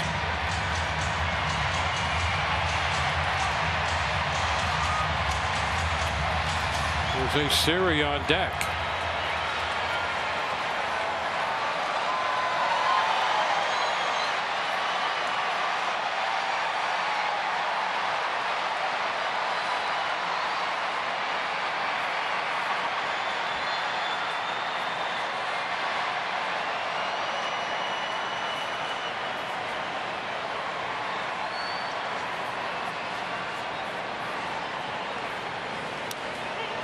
And ball 4. Rays get the first 2 men aboard. Mejia pushed up to second after the single, and then the walk. Paredes heads to first. Jose Siri will be the hitter, and the Astros want to talk it over on the mound here, with the Rays already leading 3-2 Here's a word from Suncoast Credit Union. Pay my bills. Check. Suncoast keeps your life simple. I cannot imagine that everyone is completely on board with Framber Valdez and his body language out there tonight. You know, there have been a couple of misplays where he's let it be known that he wasn't real happy with, and just some of the sulking that's been going on here. It's affected some of the pitches that he's thrown. He has not been as sharp after some of those incidents. He's made mistakes, and it's almost like you can see him letting his mind wander. You know, the Rays have taken advantage of that to put up a 3-2 lead. Now here's Siri. And he shoots it into left center field. That's going to be in there. Mejia's going to score. Paredes goes to third. It's going to be a double for Siri. And on the first pitch after the conference, the Rays have another run as Jose Siri makes it a 4-2 ball game. Now, not wasting any time at all. Jose Siri's had a couple of opportunities here tonight, and this one he finally gets it done. And that was not a bad pitch either by Valdez. That ball down and away, but Siri covering the plate very well. Pushes that ball deep out into left center field, and you played a run. You've got second and third. Nobody out. Big inning time. Taylor Walls. He shoots it up the right field line. That's going to be foul. Well, remember, Framber Valdez had 25 consecutive quality starts. And then last time out against the Orioles, 5 1/3, 11 hits, 7 runs, 4 of them earned. And you can see again, shaking his head. Having another rough go of it here tonight. Houston getting some action in the bullpen. And there's a chopper to the right side and a hesitation by Paredes, and now he's going to be out. Tagged by Vasquez. That little chopper to the right side. He started and stopped, and then started again, and he was in big trouble. Yeah, that you know, the Rays have had their issues with outs on the base paths. There's no question about it. But this ball to the right side, you got to score. You got to go. You got to go. I think you could see there that they obviously weren't running on contact there, or he would have just been gone. And he was trying to read that, and as he was trying to read it, he wasn't gaining any ground towards home plate, and that left him vulnerable. So it's now first and third. 1 out. Yandy Diaz has been on base 3 times back in the lineup. You know, let us not forget either that throw into Vasquez, not very good. He did a great job of scooping that and being able to make a play, but Yandy fouls it up the right side into the stands. 1-1. Well, the Rays lead 4-2. They had another run there, but the miscue runs into an out.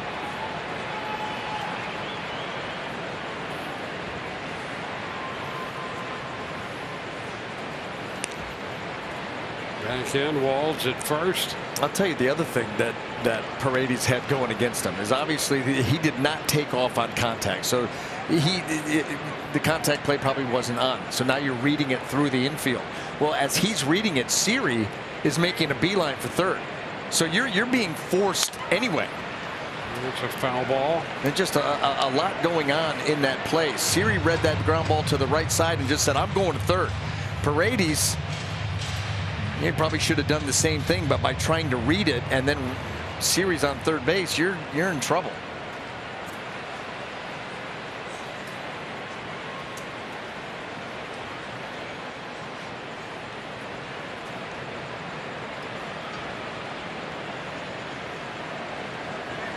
Move to first. Siri coming down that line a bit at third. Walls back in at first base. Ryan Stanek, the former Ray, up in the bullpen for Houston.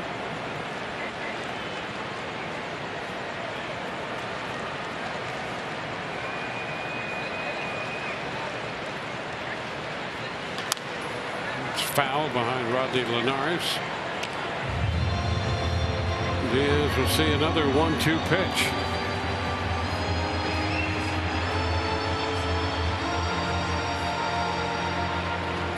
Yandy starting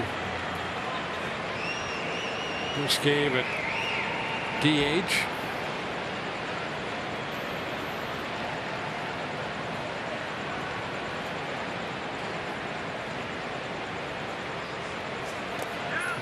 It's going to be down. He did not go. 2-2. James Hoy confirming that he held up on the ask of the first base umpire. Randy Arozarena on deck.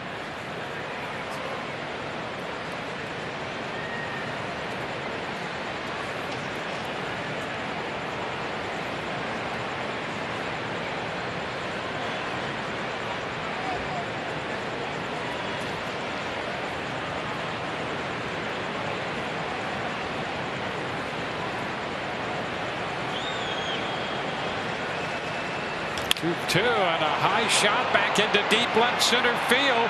That ball's well tagged, going to be off the wall. Series scores. Walls heads to the plate. He's going to score without a play. It's a double for Yandy Diaz with his third hit tonight. He's on for the fourth time, and the Rays make it a 6-2 game.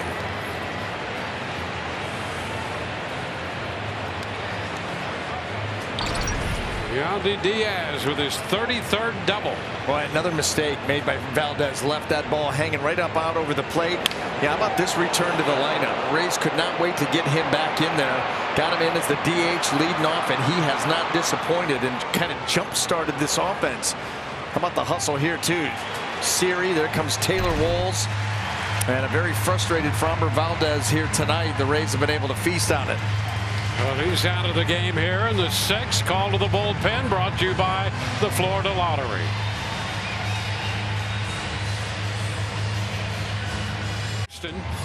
One-of-a-kind winnings are here with the new Florida 300 times the cash scratch-off, featuring a top prize of $15 million and 28 prizes of $1 million or more. Get yours tonight or today. The Florida Lottery. Must be 18 or older to play. Play responsibly.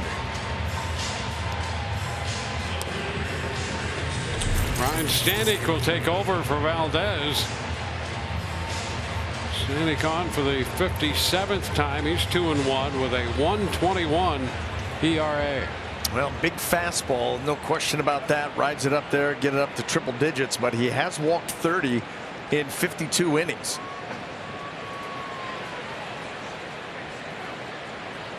Well, he comes into the sixth inning with one out. Yandy Diaz in scoring position, and Randy Arozarena, who had the triple to drive in a run in the fifth. Bats against Stanek. First pitch, slider in for a strike.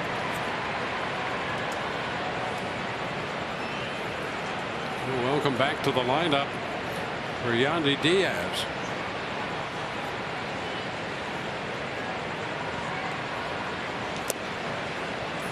One and one. The Rays getting a much needed lift from their lineup. The Rays had scored one run or no runs in back-to-back games for the fifth time this year coming into this one. Now a strike. 1-2. Well, they took advantage of a starting pitcher in Valdez who was not sharp early in the game, became visibly frustrated at times during the game. Just was not in complete control of himself, and this game kind of got away from him. It's pulled foul out of play. Well, if you back it up a little bit, the Rays had scored 3 runs or fewer in 15 of their last 26 games. So that's over 50% of their games for almost a month. An important month. Yep. Thank goodness the pitching has been so good.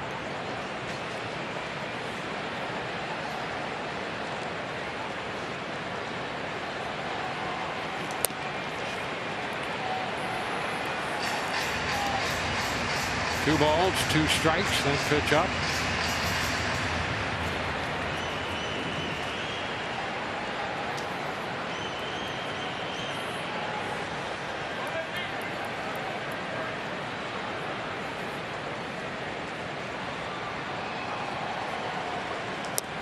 Oh, a strike. Oh, Rosarena not happy with Angel Hernandez, and he probably has a good case. That pitch appeared to be off the plate, but he's called out on strikes. Well, here's the slider from Stanek. That is a borderline pitch. He gets a little help too from Vasquez. Does a nice job in receiving that ball. And you know, you back it up to that last at bat where he gets called out on the appealed check swing when the ball hit him in the foot. Frustrating night, or at least frustrating last couple at bats. Here's Wander Franco. Way up with that one. 1-0. A split finger that went, well, almost over the head. Those pitches meant to bottom out below the zone. That one slipping out of the hand of Stanek. Fastball slider split, and that's the arsenal. On the ground to first. Gurriel steps on the bag. The Rays send 7 men to the plate. They score 3 and lead 6-2.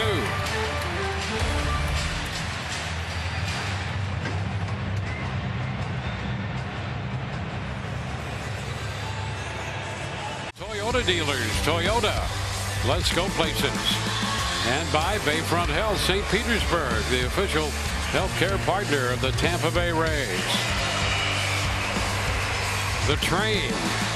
Remember the train? There it is out there, high above left center field. Ready to be put into service. Rays want no part of that. Down in that left field corner, they had the old train station here. Love when they are able to incorporate different things like that into the ballpark. Yep. Oh, the first pitch. Alvarez gets into this one, sends a high fly ball, but again higher than it was deep. And that ball caught by Margot. There are a lot of excitable people here tonight. I mean, you get a big crowd. Yep. And boy, they are loving it. The ball off the bat, if it's in the air. You can see right there. Well, listen, he's done it so many times, and he has that kind of power. People anticipate.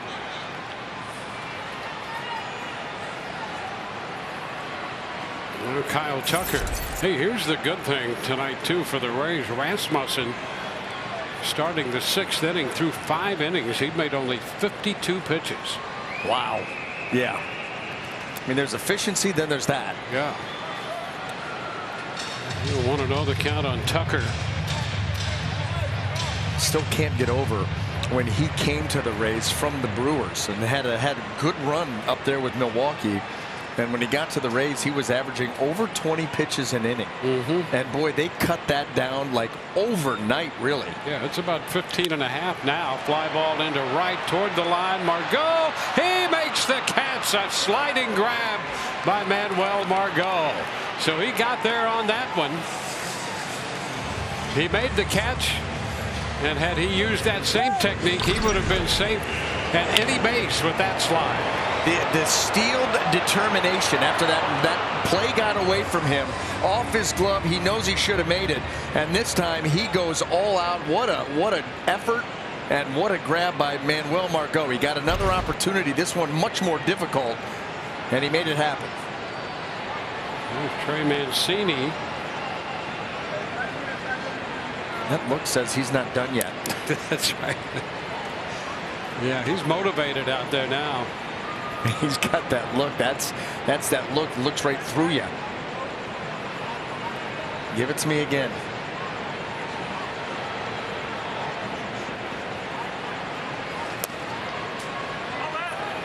low. The first 2 outs on 3 pitches. Now 2-0 to Mancini.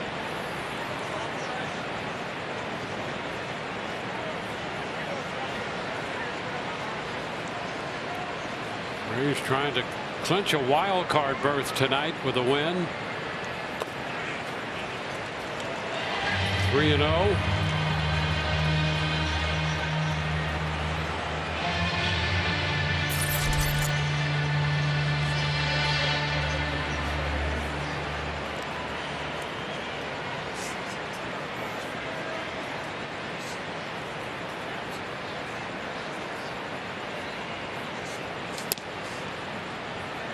And a strike.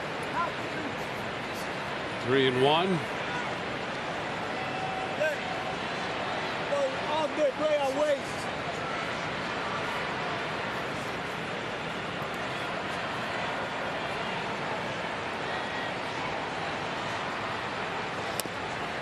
Comes back with a strike again, and after falling down 3-0 in the count, it's now 3-2.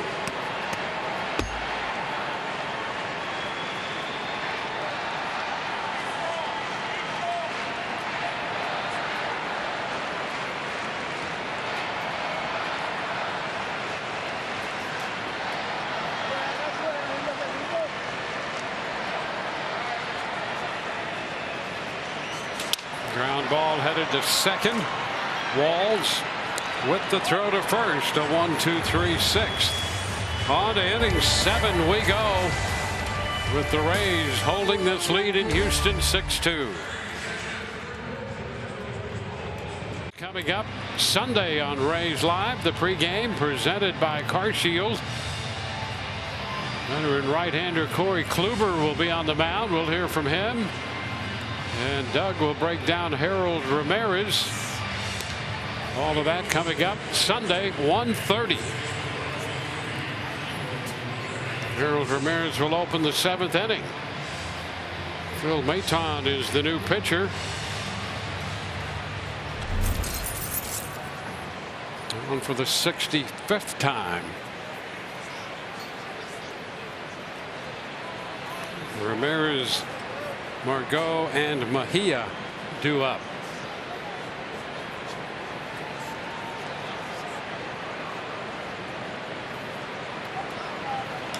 First pitch is lofted into left, not overly deep. Mancini is there. So Ramirez retired to begin the 7th inning. World's largest holiday-themed light maze and village lighting up near you. Enchant is coming back to Tropicana Field November 25th through January 1st. Enjoy ice skating, live entertainment, Santa Claus visits, holiday shopping, and more. Buy your tickets at RaysBaseball.com/enchant. Manuel Margot after pitch number 1, and he fouls that one away for a strike.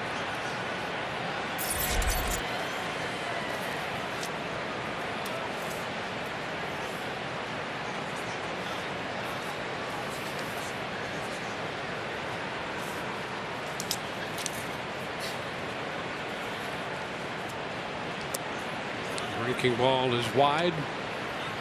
1-1. Well, outside of the knuckleball, Phil Maton throws just about everything else that exists. You got the fastball, curveball, the slider. He'll cut it. Changeup. I'm doubting the changeup, though.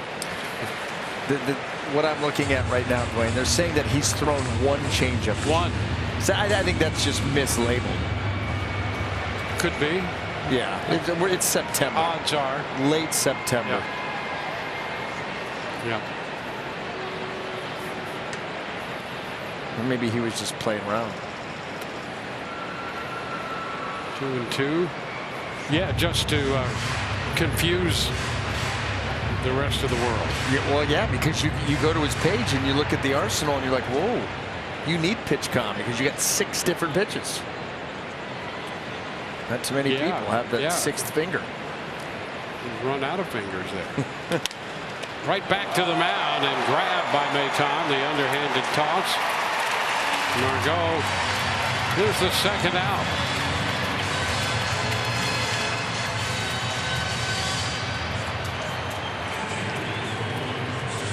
Well, and as fate would have it, Maton had that immaculate inning in the middle of June against the Texas Rangers.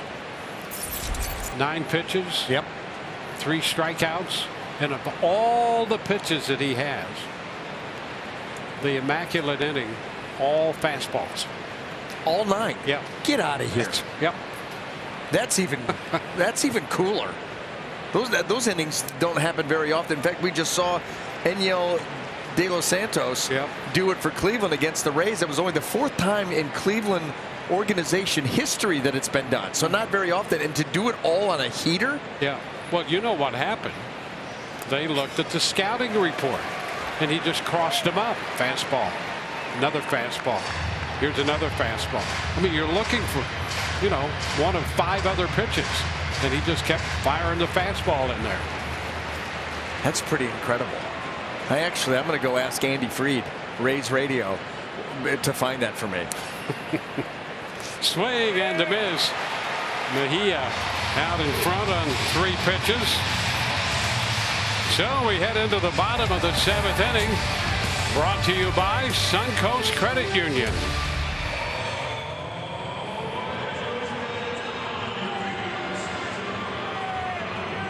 Moving on to the bottom of inning 7. Drew Rasmussen only 61 pitches through the front 6. Don't miss a pitch next year with the Rays 2023 season membership. Choose which plan works best for you. Receive a 20% discount to concessions and merchandise, along with access to the exclusive Republic Bank draft room and priority access to 2022 postseason tickets. Visit RaysBaseball.com/season memberships.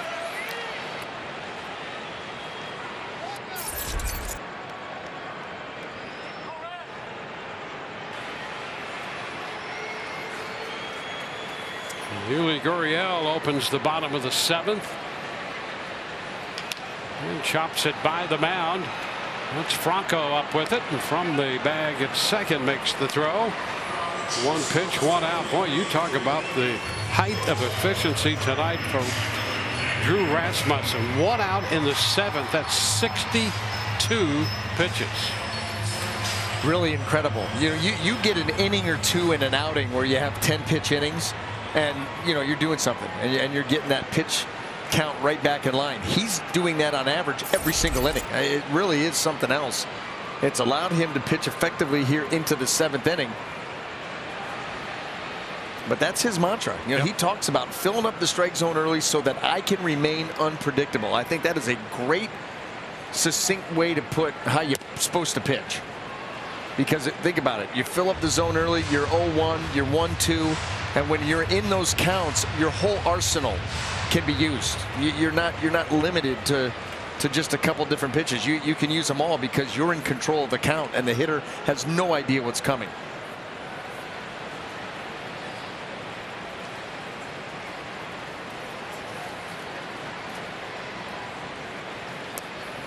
Pitch is down, 2-0.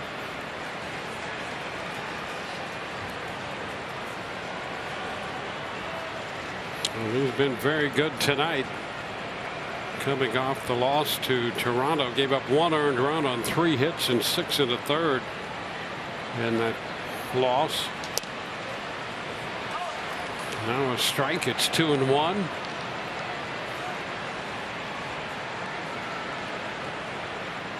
Pena tripled with 2 outs in the 2nd inning. And then he got Vasquez on a ground ball to end that.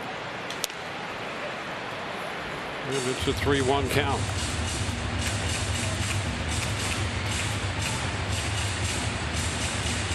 This is only the 3rd 3-ball count he's had tonight. He went 3-2 to Mancini in the 2nd, struck him out. That was the first one. It's a chopper foul. That'll take the count to 3-2. He went 3-2 to Mancini in the 6th inning, got him on the ground ball to second. And now he's 3-2 to Pena, 1 out here in the 7th.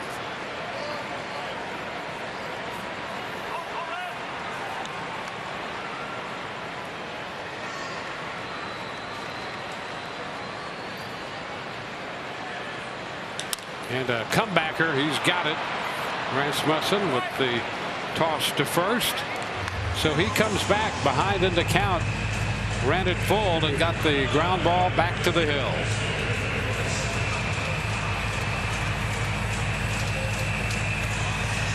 And now Christian Vasquez. Vasquez loves to engage early in his at-bats. It's been the case tonight. That's nice because I've got some things to do in between innings, so one pitch out would be very helpful. Well, he takes that pitch and it was in off the plate, 1-0. Don't get me excited, Dwayne. Lead me on.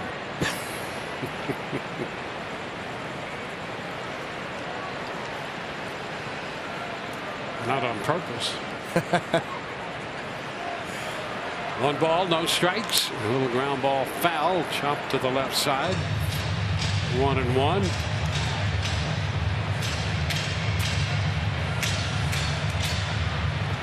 Dusty Baker, arms crossed there. This team has won 102 games this year.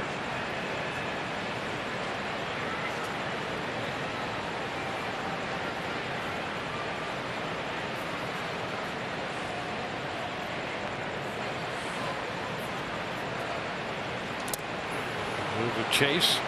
Now 1-2. You know, we don't talk enough about the attributes of Drew Rasmussen's pitches, but his slider well above average, and I mean like 5-6 inches above average sweeping action on similar sliders, and you saw it right there. There was no way that Christian Vasquez was going to reach that pitch, but it's so hard to lay off of. Well, he has great spin. Yes, and he gets chases as a result of that.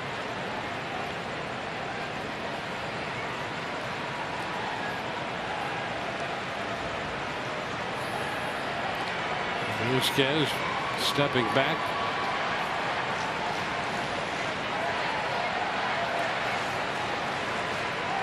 Two outs, nobody on. Bottom of inning 7.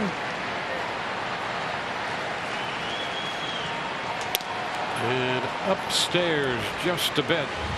That fastball still strong at 96 here. 2 outs into the 7th. McCormick, the center fielder, on deck.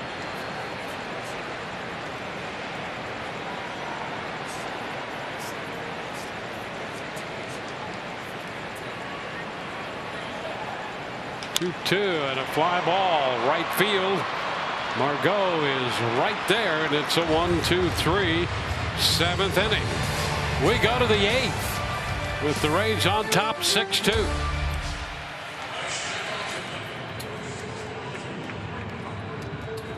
Astros from 2020 to 2021, and he said so many memories flood his mind when he came to the park today. He cited, of course, the Astros run to the 2021 World Series. He actually got his ALCS ring today from that season, and he said that's something that I'll show my kids for years to come. But then, guys, he touched on this Rays team and the chance to clinch tonight if they hold this lead, and the fact that the bullpen has really been their backbone this season. He said from day one that pen showed up literally ready to pitch in any inning 1 through 9. He said we're here in this position today on the cusp of clinching because of this bullpen, and I couldn't be more proud. Guys? Yeah, it has been 1 for all and all for one when it comes to the Rays pitching staff this year. Yeah, the first delivery, Isaac Paredes takes that one in there for a strike. The Rays got 6 runs of Valdez and 5 1/3, 2/3 for Stanek. Maton worked the 7th. Now the pitch is wide. Maton back out there on the hill, and it's a 1-1 count.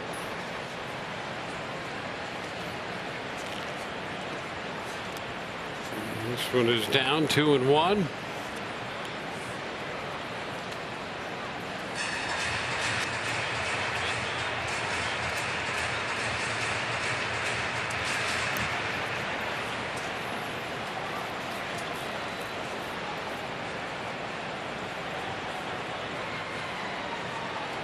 Rays have led throughout this game. The count is now 2-2. Ramirez drove in a run in the first. They scored 2 in the 5th and 3 in the 6th. Batting now in the 8th with a 6-2 lead.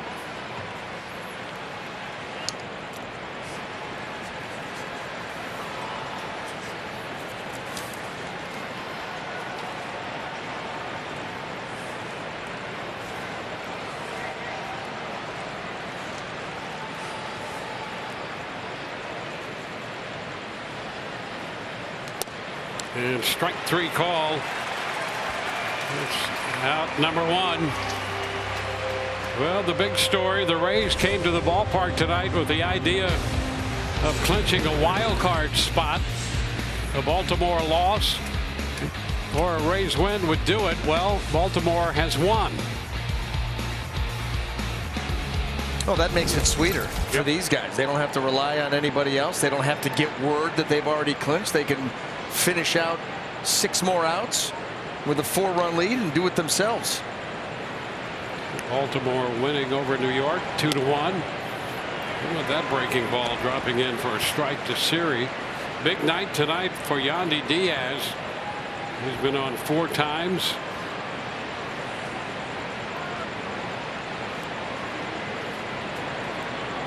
Back in the lineup tonight. Big cut and a miss. 0-2.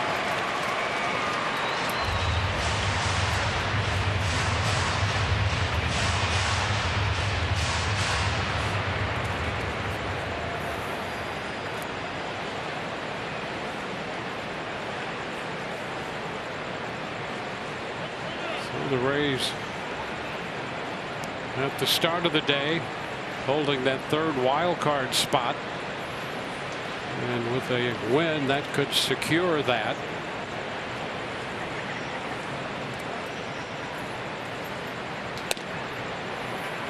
Upstairs, one thing at a time. But they could improve upon that in the remaining games they have left. But getting there is the first big step.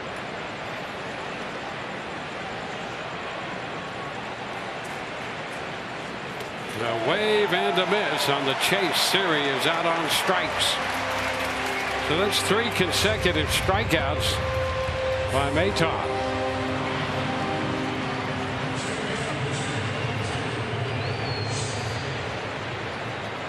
What a night for Rasmussen. He's been so good.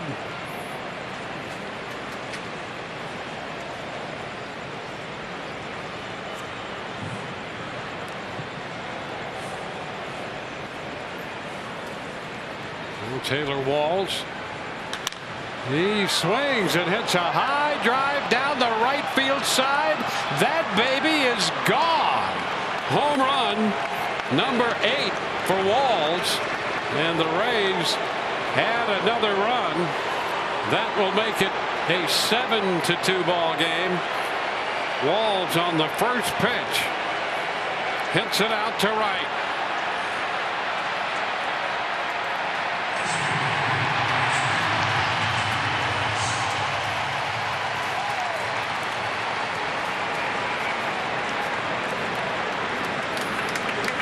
That was loud contact. Well, don't ever accuse Taylor Walls of being a slap hitter. That ball was absolutely smoked. I mean, that uppercut finish, that carry, and that ball got deep. Upper tank. Yep. A strike to Yandy Diaz.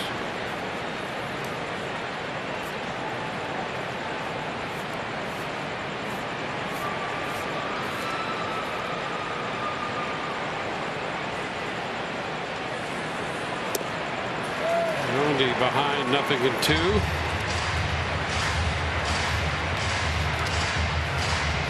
So the Rays building a 5-run lead.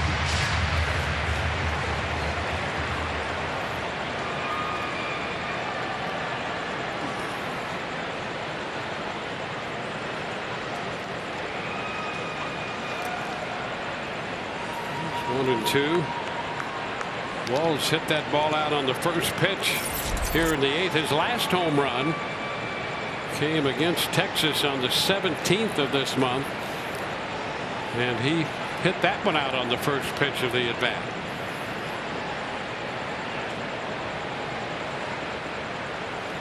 Into the dirt.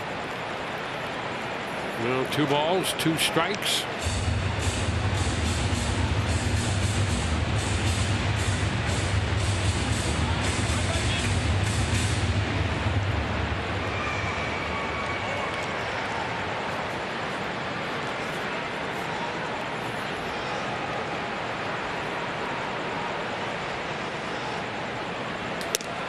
And a strike on the outside corner. Yandy Diaz retired for the first time in this game, but the Rays pick up another run on the home run off the bat of Taylor Walls. And we're going to go into the bottom of the 8th. It's a 7-2 ball game. Plays of the game.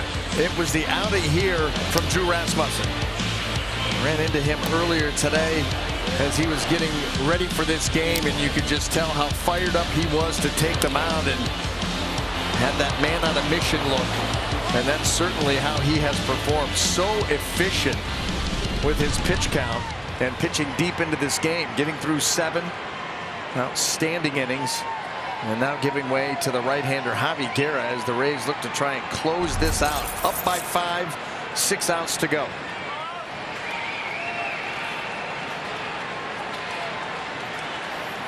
Javi Guerra is the new pitcher. Chaz McCormick leads off the bottom of the 8th for Houston. Hits a fly ball into right. Margot lined up and makes the catch just as he gets to the warning track. Got Rasmussen faced 26 hitters tonight. 17 first pitch strikes. And that's 65%.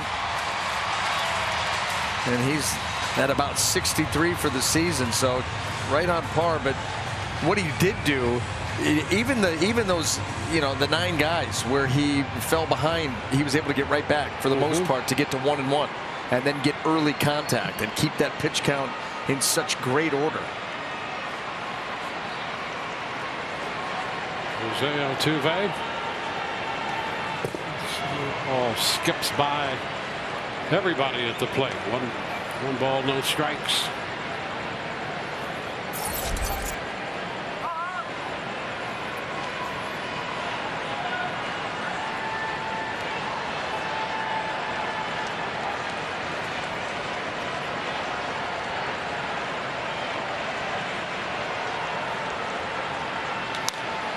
That's popped up, foul. Mejia chases it, but it's well out of play. 1-1.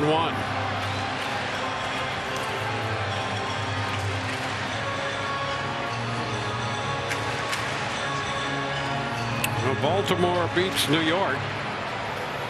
The Rays lead 7-2 in this one. They started the game needing a win to clinch a wild card spot.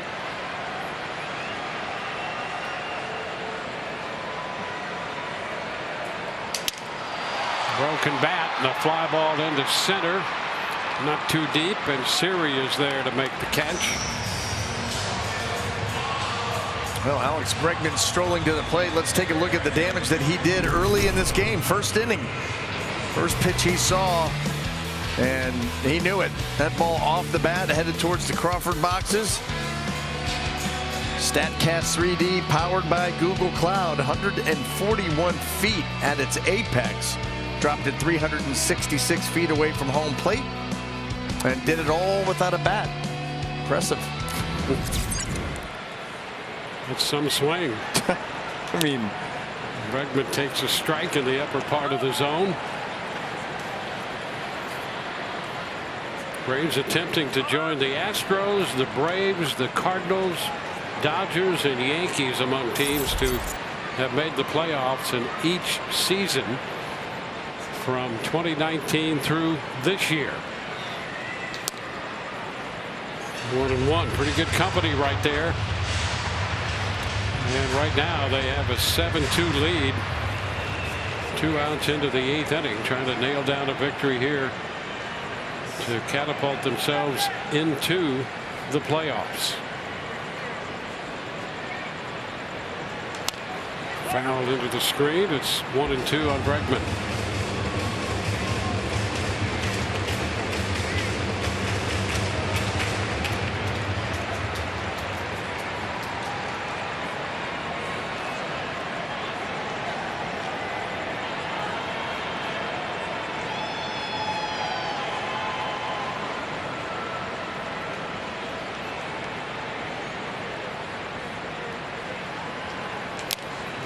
Wave and miss, a foul tip strikeout actually.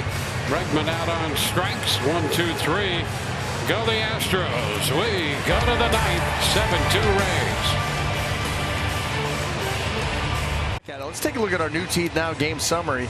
As you see the scoreboard there, Drew Rasmussen, we already talked about him, how efficient he was. He was just absolutely outstanding here tonight. Give the Rays everything that they needed. The return of Yandy Diaz had not been in the lineup since September the 19th. He comes out with a couple of singles, a double, knocks in 2, scores 2. Bregman got the Astros on the board early, but that would be about the extent of their offense, as Framber Valdez really struggled here tonight. Struggled with containing his emotions and struggled on the final stat line as he gave up the 6 earned runs in 5 1/3 innings.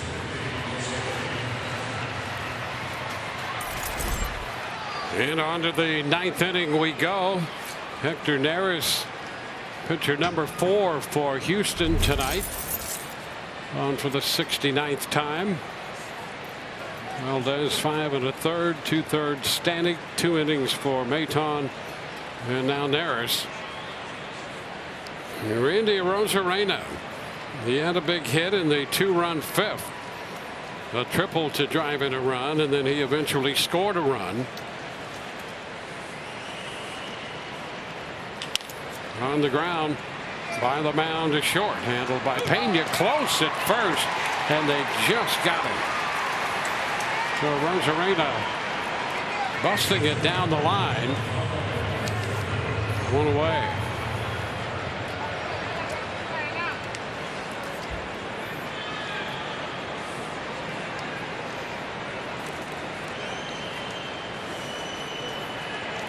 Here's Wander Franco. Franco drove in a run with a base hit in the 5th inning. So he's hit safely in 14 of his last 15 games. Pitch is a strike.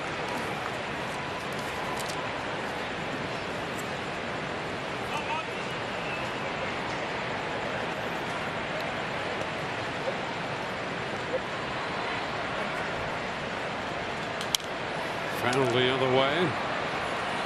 Yandy Diaz was on 4 times, a walk, 3 hits, 2 runs scored, 2 runs batted in. Arozarena, the aforementioned triple, a run scored and a run batted in. Franco with the RBI. Ramirez had a run batted in. He is on deck right now. The pitch is down. Jose Siri doubled in a run and scored in the 6th inning. Taylor Walls tacked on a home run in the 8th. His 8th home run of the year, and the Rays have 7 runs, 10 hits tonight.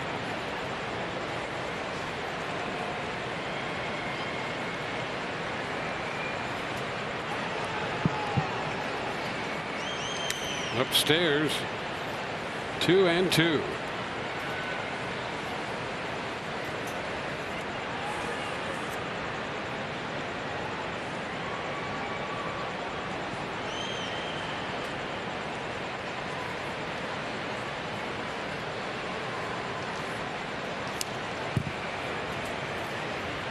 Full count now.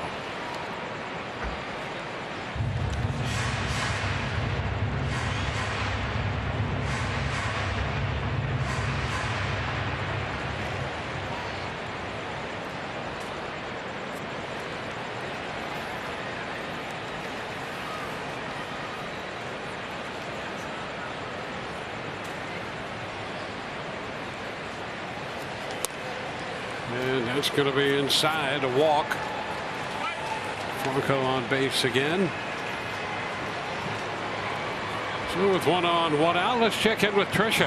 Well, hey there, guys. This is just a reminder that after the game, you're going to want to tune in to Rays Live, the post-game show presented by Central Florida Behavioral Health Network, because if the Rays hold this lead, that means they clinch a spot in the postseason, and I can promise you that clubhouse party is going to be fun. So, again, if they do hold this lead, keep it right here. We're going to have an interview with Kevin Cash on the field right afterwards. Then we're going to head into the clubhouse, and we're going to bring you all the scenes from the clubhouse celebration should this lead stand, guys. Well, that should be fun. First pitch, a breaking ball, is a strike called on Harold Ramirez.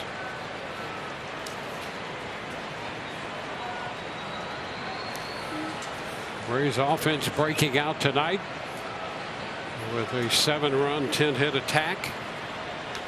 That's a foul ball just back of third, and ricocheting off the stands as the stands protrude out toward the foul line there. Was there any reason that the stool needed to be taken? Went to flag down that baseball with the stool in hand. And then he felt someone was going to take it. Yeah, that's it. It's valuable, and you don't want to. I think there's a deposit on that stool. So you have to return it to get your deposit back. Locked in.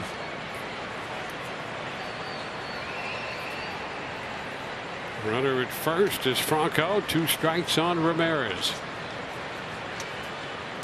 He fouls it back. Took a big 0-2 cut right there.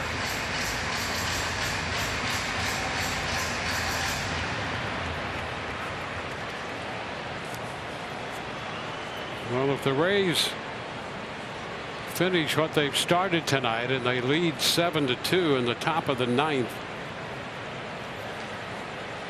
they will have clinched a wild card spot. And we have about a week of games left, but as things stand right now, they would be playing the Guardians in a best of 3 in Cleveland at Progressive Field. Yeah, that is going to be so fascinating to watch. You know, Toronto right now in a series against the Red Sox. Chopper to third, foul. Romney Linares, a nice little pickup there. I think Seattle, they're at home for the rest of the regular season, so they have that added advantage. Yeah, they're playing Oakland right now in the top of the 4th. At Seattle tied 1-1. I'll tell you, they certainly have had a favorable schedule and just have not played as well as you thought they might. Over to first. Franco back in over there.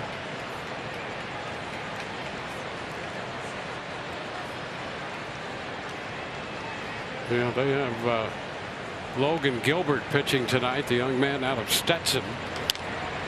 There's a popper right side foul. Gurriel, the first baseman, takes care of that. 2 gone. Neris had slipped over to cover the bag at first just in case Franco had wandered off. They got nothing else to do, I guess. Over there said, hey, reminding him that the pitcher was on his way over to cover first, just in case he stepped off. So 2 outs with a man on. Coach's job is never done. Pitch is a strike to Margot.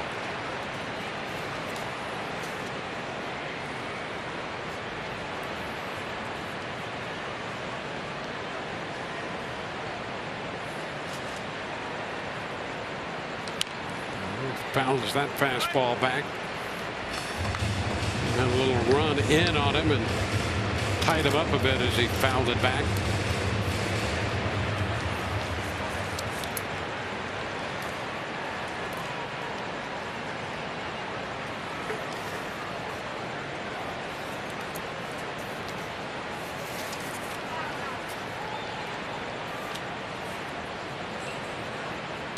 And a foul ball straight back and just above us off the facing of the stands.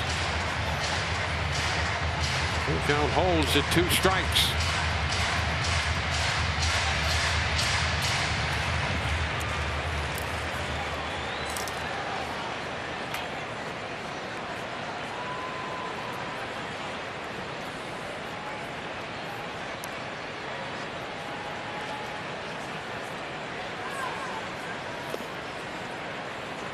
One ball, 2 strikes.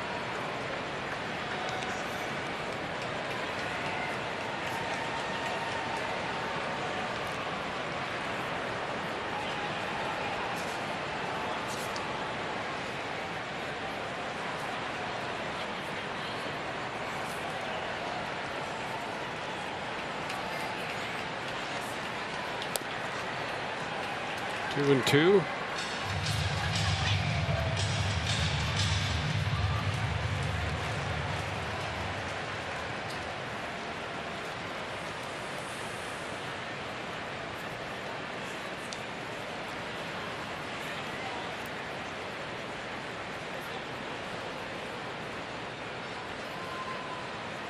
Shot foul.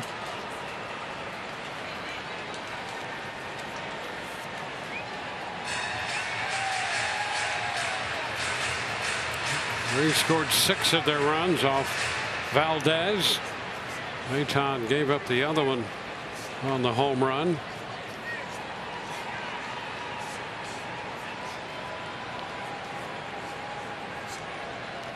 Rays had the extra base hit bounce out, the homer by Walls. Diaz a double in the 6th. Siri doubled in the 6th. Rosarena tripled in the 5th.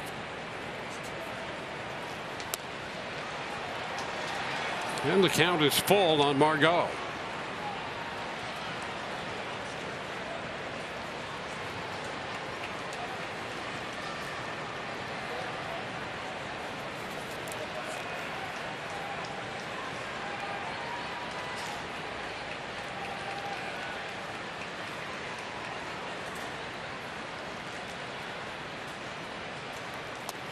And there is ball 4.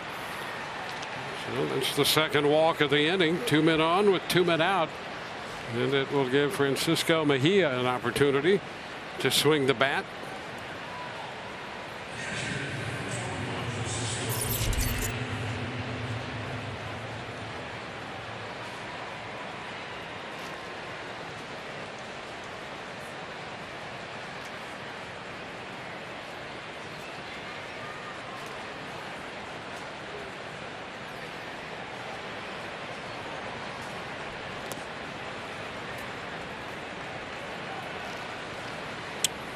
Well, assuming the Rays win this one, they will be 2 games behind the Blue Jays.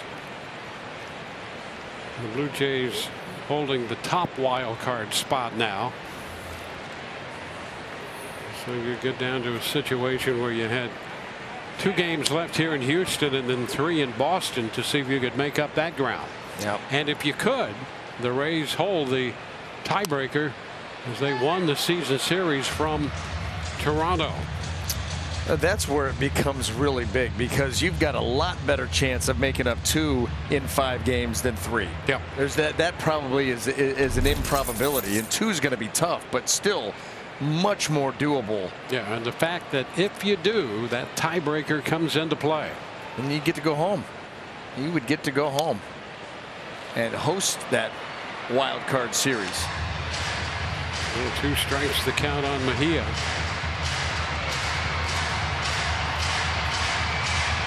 Well, that's the fun of it, you know, down to the final week.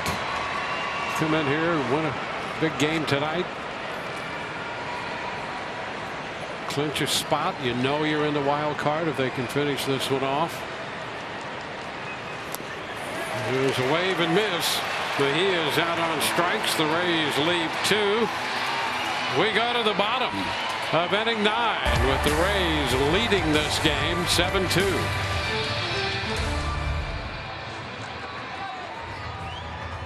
It's 7-2 here as we head into the bottom of the 9th inning. Let's take a look at the scouting report now on the Rays postseason appearances, brought to you by Papa John's. Starting back in 2008, get all the way to the World Series, and then you can see it has become a regular occurrence since this team has become the Rays. 10, 11, 13, 19, 20, and 21. So they are looking to do it for the 4th straight season.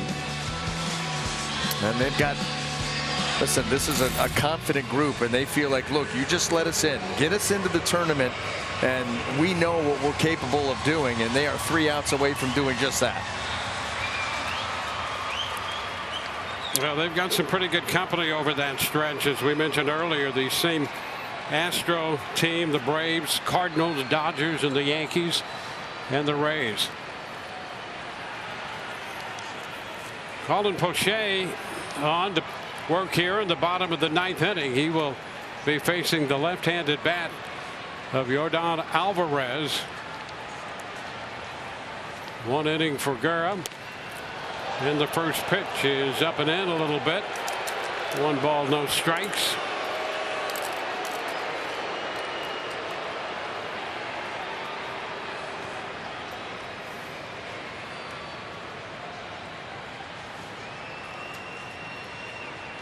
Alvarez has a double tonight. And Poche finds the zone with that pitch. The last time we saw Colin Poche, he was sharp, really sharp with the fastball and the breaking ball for that matter. More than a strikeout an inning, and an opponent average under 200.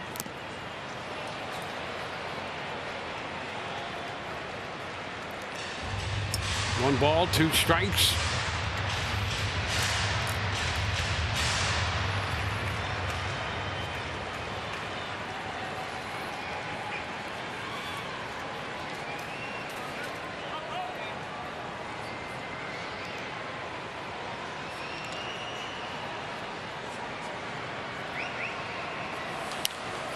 Foul the other way. Rays coming into Houston looking for their first win of the year over the Astros after dropping 3 at Tropicana Field against this club. Houston in with 102 wins.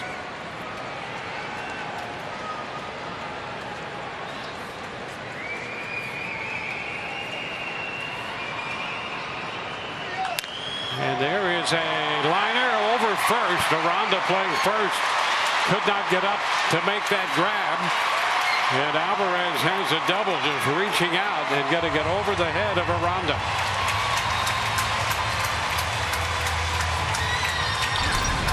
Well, let's take a look at the plate coverage. Poche takes that pitch and actually pulls it off the plate, but Yordan Alvarez, a lot of plate coverage, long arms, and that ball was up. That gave him a chance. Didn't have to hit it hard. Got it airborne, dropped it in, and now Kyle Tucker, another guy that likes to get balls airborne. This is the 3rd time tonight the Astros have put the leadoff man on, and each time it has been a double. Here's Kyle Tucker. Pitch is a strike.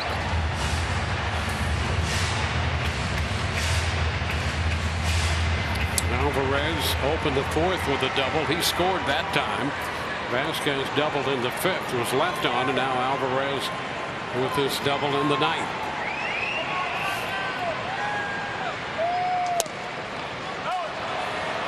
And the pitch, strike, and it's 0-2. Baltimore winning tonight 2-1 in New York over the Yankees. So to clinch this wild card spot would require a Rays win. Upstairs now 1-2. They lead by 5 as we have opened the bottom of the 9th inning.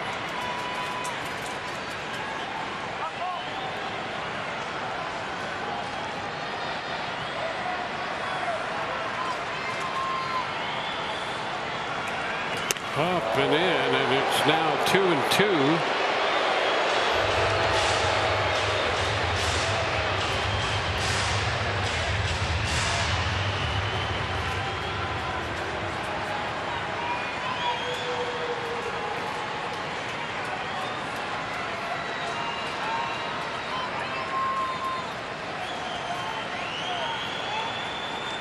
2-2. High one more time. Poche giving up the double, and now has gone 3-2 on Tucker. And some of these fastballs make you wonder if Colin Poche just a little overamped right now, realizing that he's the guy out there controlling the action, and the Rays 3 outs away from going to the playoffs. Well, he may just be overamped, overthrowing just a little bit. 3-2. It's popped foul, back and out of play it goes.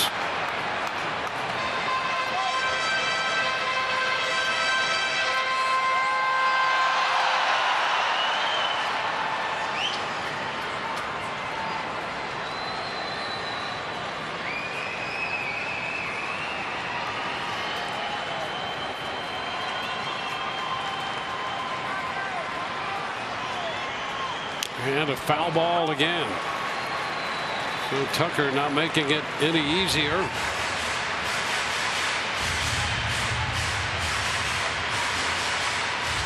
Paredes the lone man on the left side of the infield.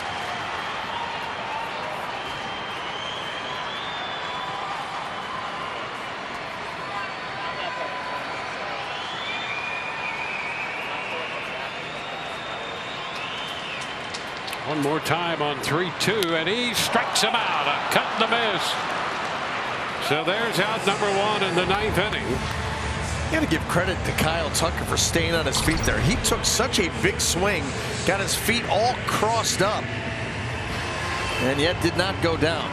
There's the breaking ball. Was not expecting that. 2 more. So 1 out.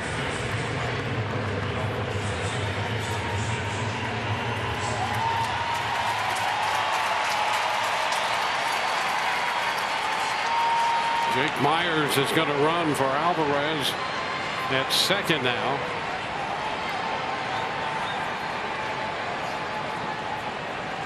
Ray Mancini at the plate, and he takes ball 1.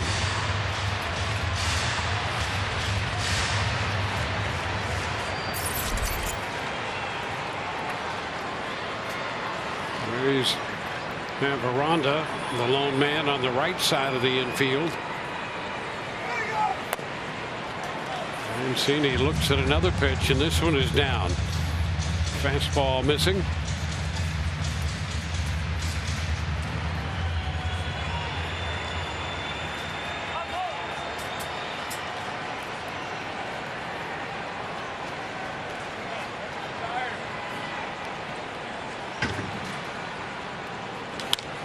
Pop back foul. That's going to be out of play. 2-1. You can see in the Rays dugout they're poised, but the bullpen up just in case. That's Jason Adam out there.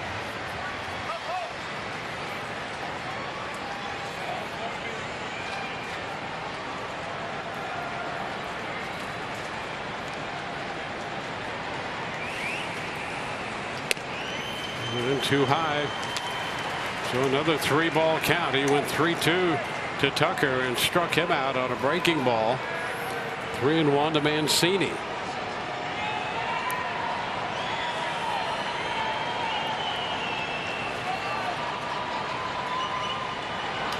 And he pops him up. Aranda at first base. 2 gone. So Mancini pops out to the Rays first baseman. And the Rays are 1 out away from clinching a wild card spot. Yuli Gurriel, who drove in a run back in the 4th inning, is the hitter for Poche. Rasmussen for 7, and boy was he good tonight. Gurr for 1, and now Poche. And a line drive base hit into left. That's going to get Myers home. Gurriel heads for second, and he's in with a double. And it's now 7-3. Gurriel didn't wait around, driving in his second run of the night. Well, he knows that Colin Poche looking to close this out. He's big with the fastball, so he's looking for that pitch, and he got one right there at the thighs. thigh-high heater right down the middle of the plate, and he rips that ball to the wall and left.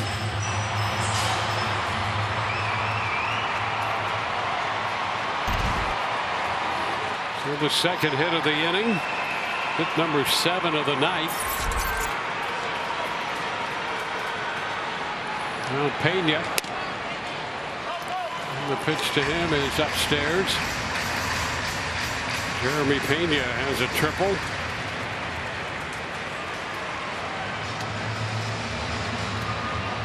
Houston with 7 hits tonight. 6 of them have been extra base hits.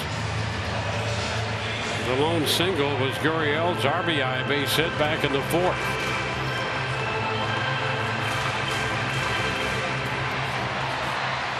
O'Shea trying to get the final out.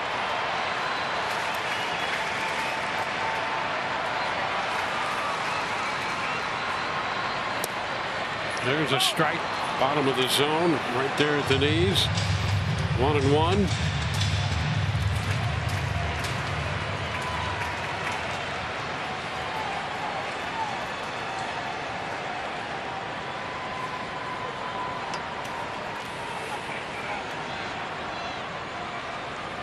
And the pitch.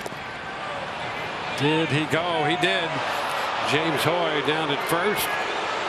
Says so, and the count is a ball, 2 strikes. Yeah, that bat was definitely active. A lot of movement there, and now Colin Poche an opportunity to end this one in style.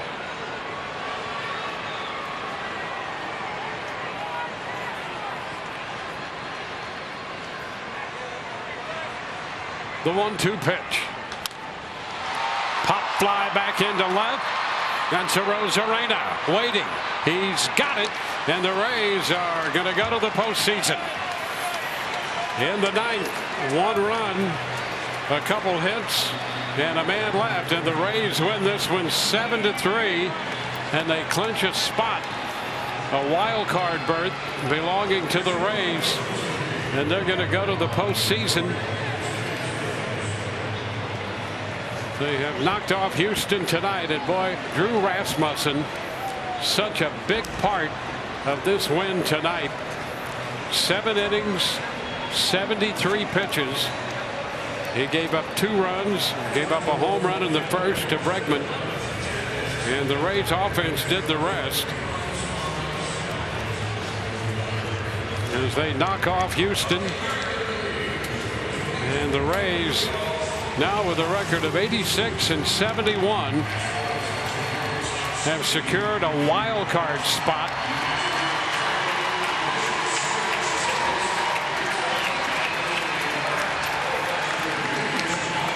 Hasn't always been easy, but the effort has always been there for this club. And getting in to the dance is the big thing.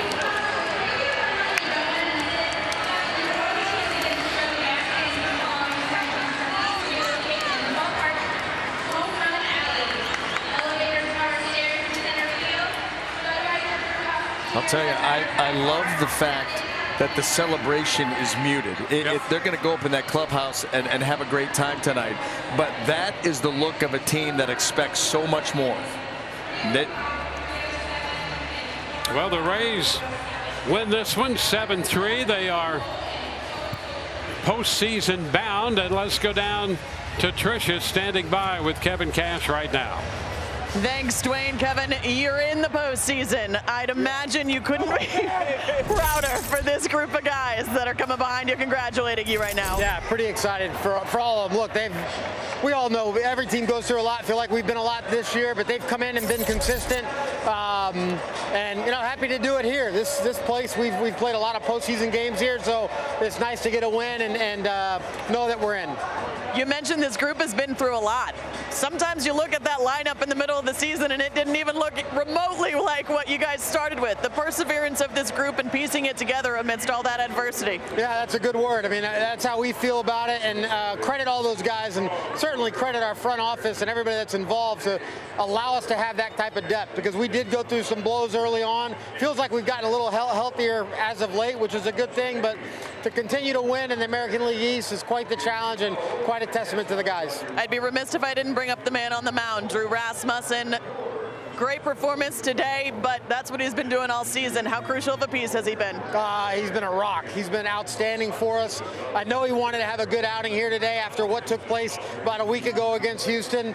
It's a really good team over there, and he pitched about as good as you can. Last thing for you before you celebrate with these guys, what's your confidence level in this group to make a splash in the postseason? Oh, I've got a lot of confidence in this group. On that note, that's all you need to hear. Thank you so much, Kevin. Congratulations, guys. Let's send it back to you in the booth. Well, they never quit, and they win it tonight. It's a 7-3 final.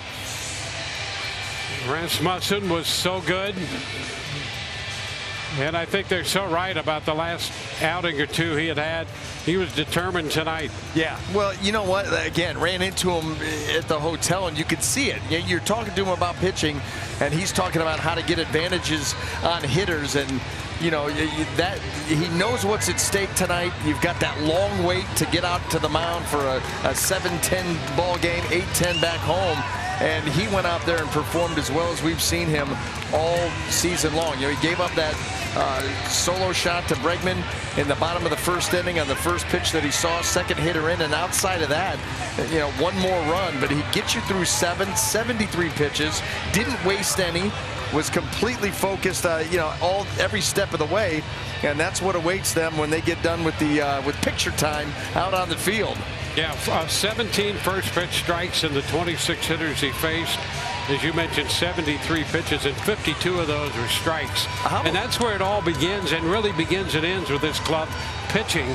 And Drew Rasmussen was a great example of that tonight. And how about this? His overall strike percentage was higher than his first pitch strike percentage. His first pitch strike percentage is very good, 65%.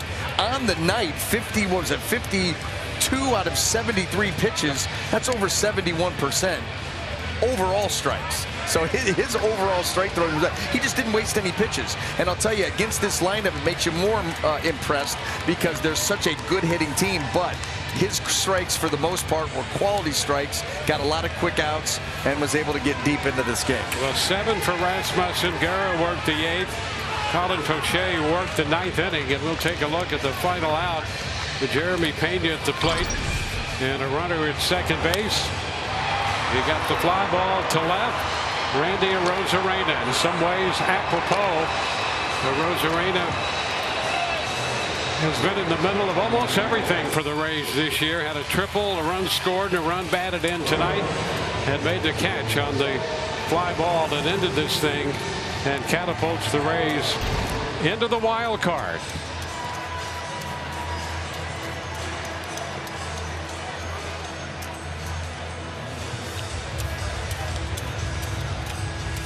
We're just going to watch him have fun for a while. Gotta get the pictures. Yep. Gotta document.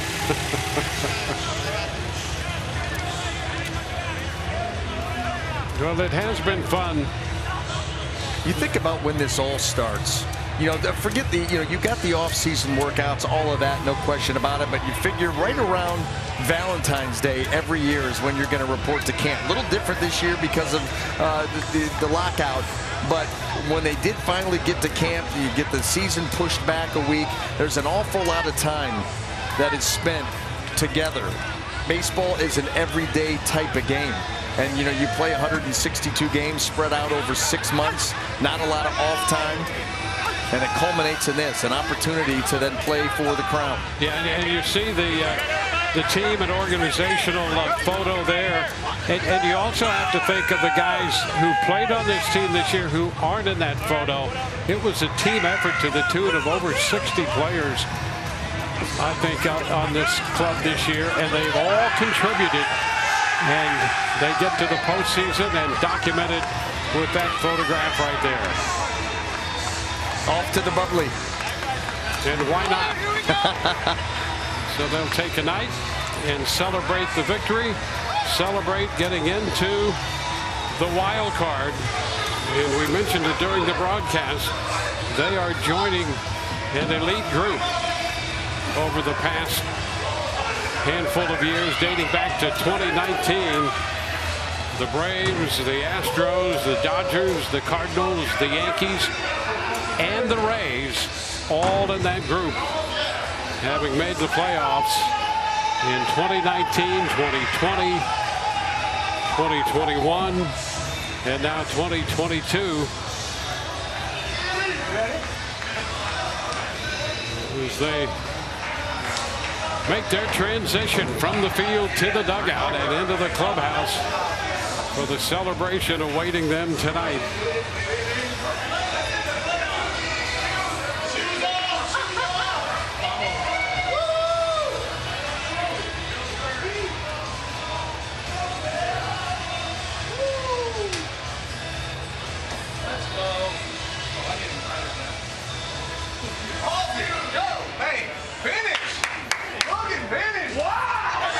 Well, the Rays are headed to the postseason. They are winners tonight, 7-3. Rays now 86-71 postseason bound. Coming up, the celebration. Dwayne Stat saying so long this evening. Stay tuned. Ryan, Tricia, and BA coming your way to document the celebration. Kevin, you're in the postseason. I'd imagine you couldn't be prouder for this group of guys that are coming behind you, congratulating you right now. Yeah, pretty excited for all of them. Look, we all know every team goes through a lot. Feel like we've been a lot this year, but they've come in and been consistent. And happy to do it here. This place, we've played a lot of postseason games here, so it's nice to get a win and know that we're in. You mentioned this group has been through a lot. Sometimes you look at that lineup in the middle of the season and it didn't even look remotely like what you guys started with. The perseverance of this group and piecing it together amidst all that adversity. Yeah, that's a good word. I mean, that's how we feel about it, and credit all those guys, and certainly credit our front office and everybody that's involved to allow us to have that type of depth, because we did go through some blows early on. Feels like we've gotten a little healthier as of late, which is a good thing, but to continue to win in the American League East is quite the challenge and quite a testament to the guys. I'd be remiss if I didn't bring up the man on the mound, Drew Rasmussen. Great performance today, but that's what he's been doing all season. How crucial of a piece has he been? He's been a rock. He's been outstanding for us. I know he wanted to have a good outing here today after what took place about a week ago against Houston. It's a really good team over there, and he pitched about as good as you can. Last thing for you before you celebrate with these guys, what's your confidence level in this group to make a splash in the postseason? Oh, I've got a lot of confidence in this group. On that note, that's all you need to hear. Thank you so much, Kevin. Congratulations, guys. Let's send it back to you in the booth. Yeah, I mean, we've had some ups and some downs throughout this year. We've really dealt with injuries well. But, I mean, this is the reason you play the game right here, is to get the opportunity to play in October. And so, I mean, this is just a big kudos, and this celebration, it's well-deserved by everyone in this room right now, and even guys who aren't here at this moment. We appreciate everyone and love every single person in this clubhouse. But like I said, we couldn't be more happy or overjoyed in the position we're in. Well, I mean, resilience. You just said the word yourself. Our ability to come back day in and day out has been nothing but incredible. And, this organization does such a great job of stockpiling talent. And everyone we've called up has come in to help us in some way. And I mean, it's just been an incredible year. And so, I mean, we're blessed, and, we couldn't be more happy, obviously, than to get to share this moment together. Well, I mean, we're battle-tested. Everyone who's come up and played for us at some point this year, they've earned their job for starters, and they've given us really quality innings or really quality at-bats. And so, we're just looking to keep that going into October. Nada, muy contento, muy feliz. Esto es un grupo increíble. Gracias por la organización por darme la oportunidad y estar en playoff 3 años consecutivos. Y nada, feliz, muy contento por todos mis compañeros, la organización, todos estamos felices. I'm very happy, I'm very excited to be here again with this group. They did a really good job with this organization to give me this opportunity to be able to be here and celebrate with these guys. Trabajamos duro todos los días.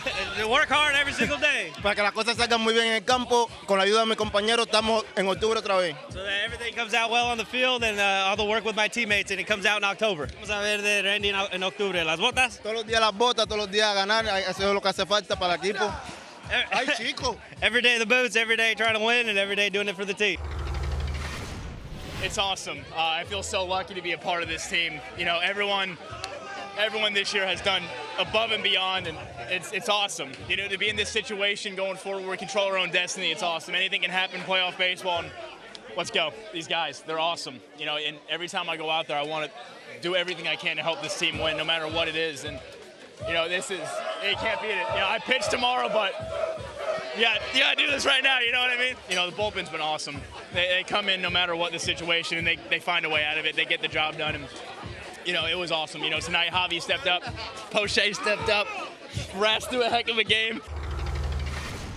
Bueno, ha sido muy difícil para mí este año, pero hemos haciendo el trabajo desde ahora y creo que nos merecemos estar aquí en la postemporada y todavía no ha terminado, falta más. No, it's been a very difficult year for me for sure, but I think we've done a great job to get up until this point, and I still think we have a lot more work to do. Bueno, se siente súper bien, ya que en la Serie Mundial, Glasnow me dijo que pronto yo estaría, esa vez pasamos a los playoffs y pronto yo estaría ahí, y me dijo que faltan varios años que tú pegas aquí, mira, y ahora estamos aquí y me siento como si estuviera allá y gracias a Dios estamos aquí. No, back when we were in the playoffs back in 2020 during the ATS and during the World Series, Cash came up to me and said, hey, in a few years, you're going to be a big part of this team and what we're going to be doing here. So here we are, and thank God I'm able to be here. Podemos ser muchos adelante, ¿sabes? Con la ayuda de Dios siempre vamos a seguir adelante y esto no ha terminado todavía, ahora que falta vamos todavía. I think we got a lot to do, thank God. I think we still have a long way to go, and I think from here on out we're going to do great.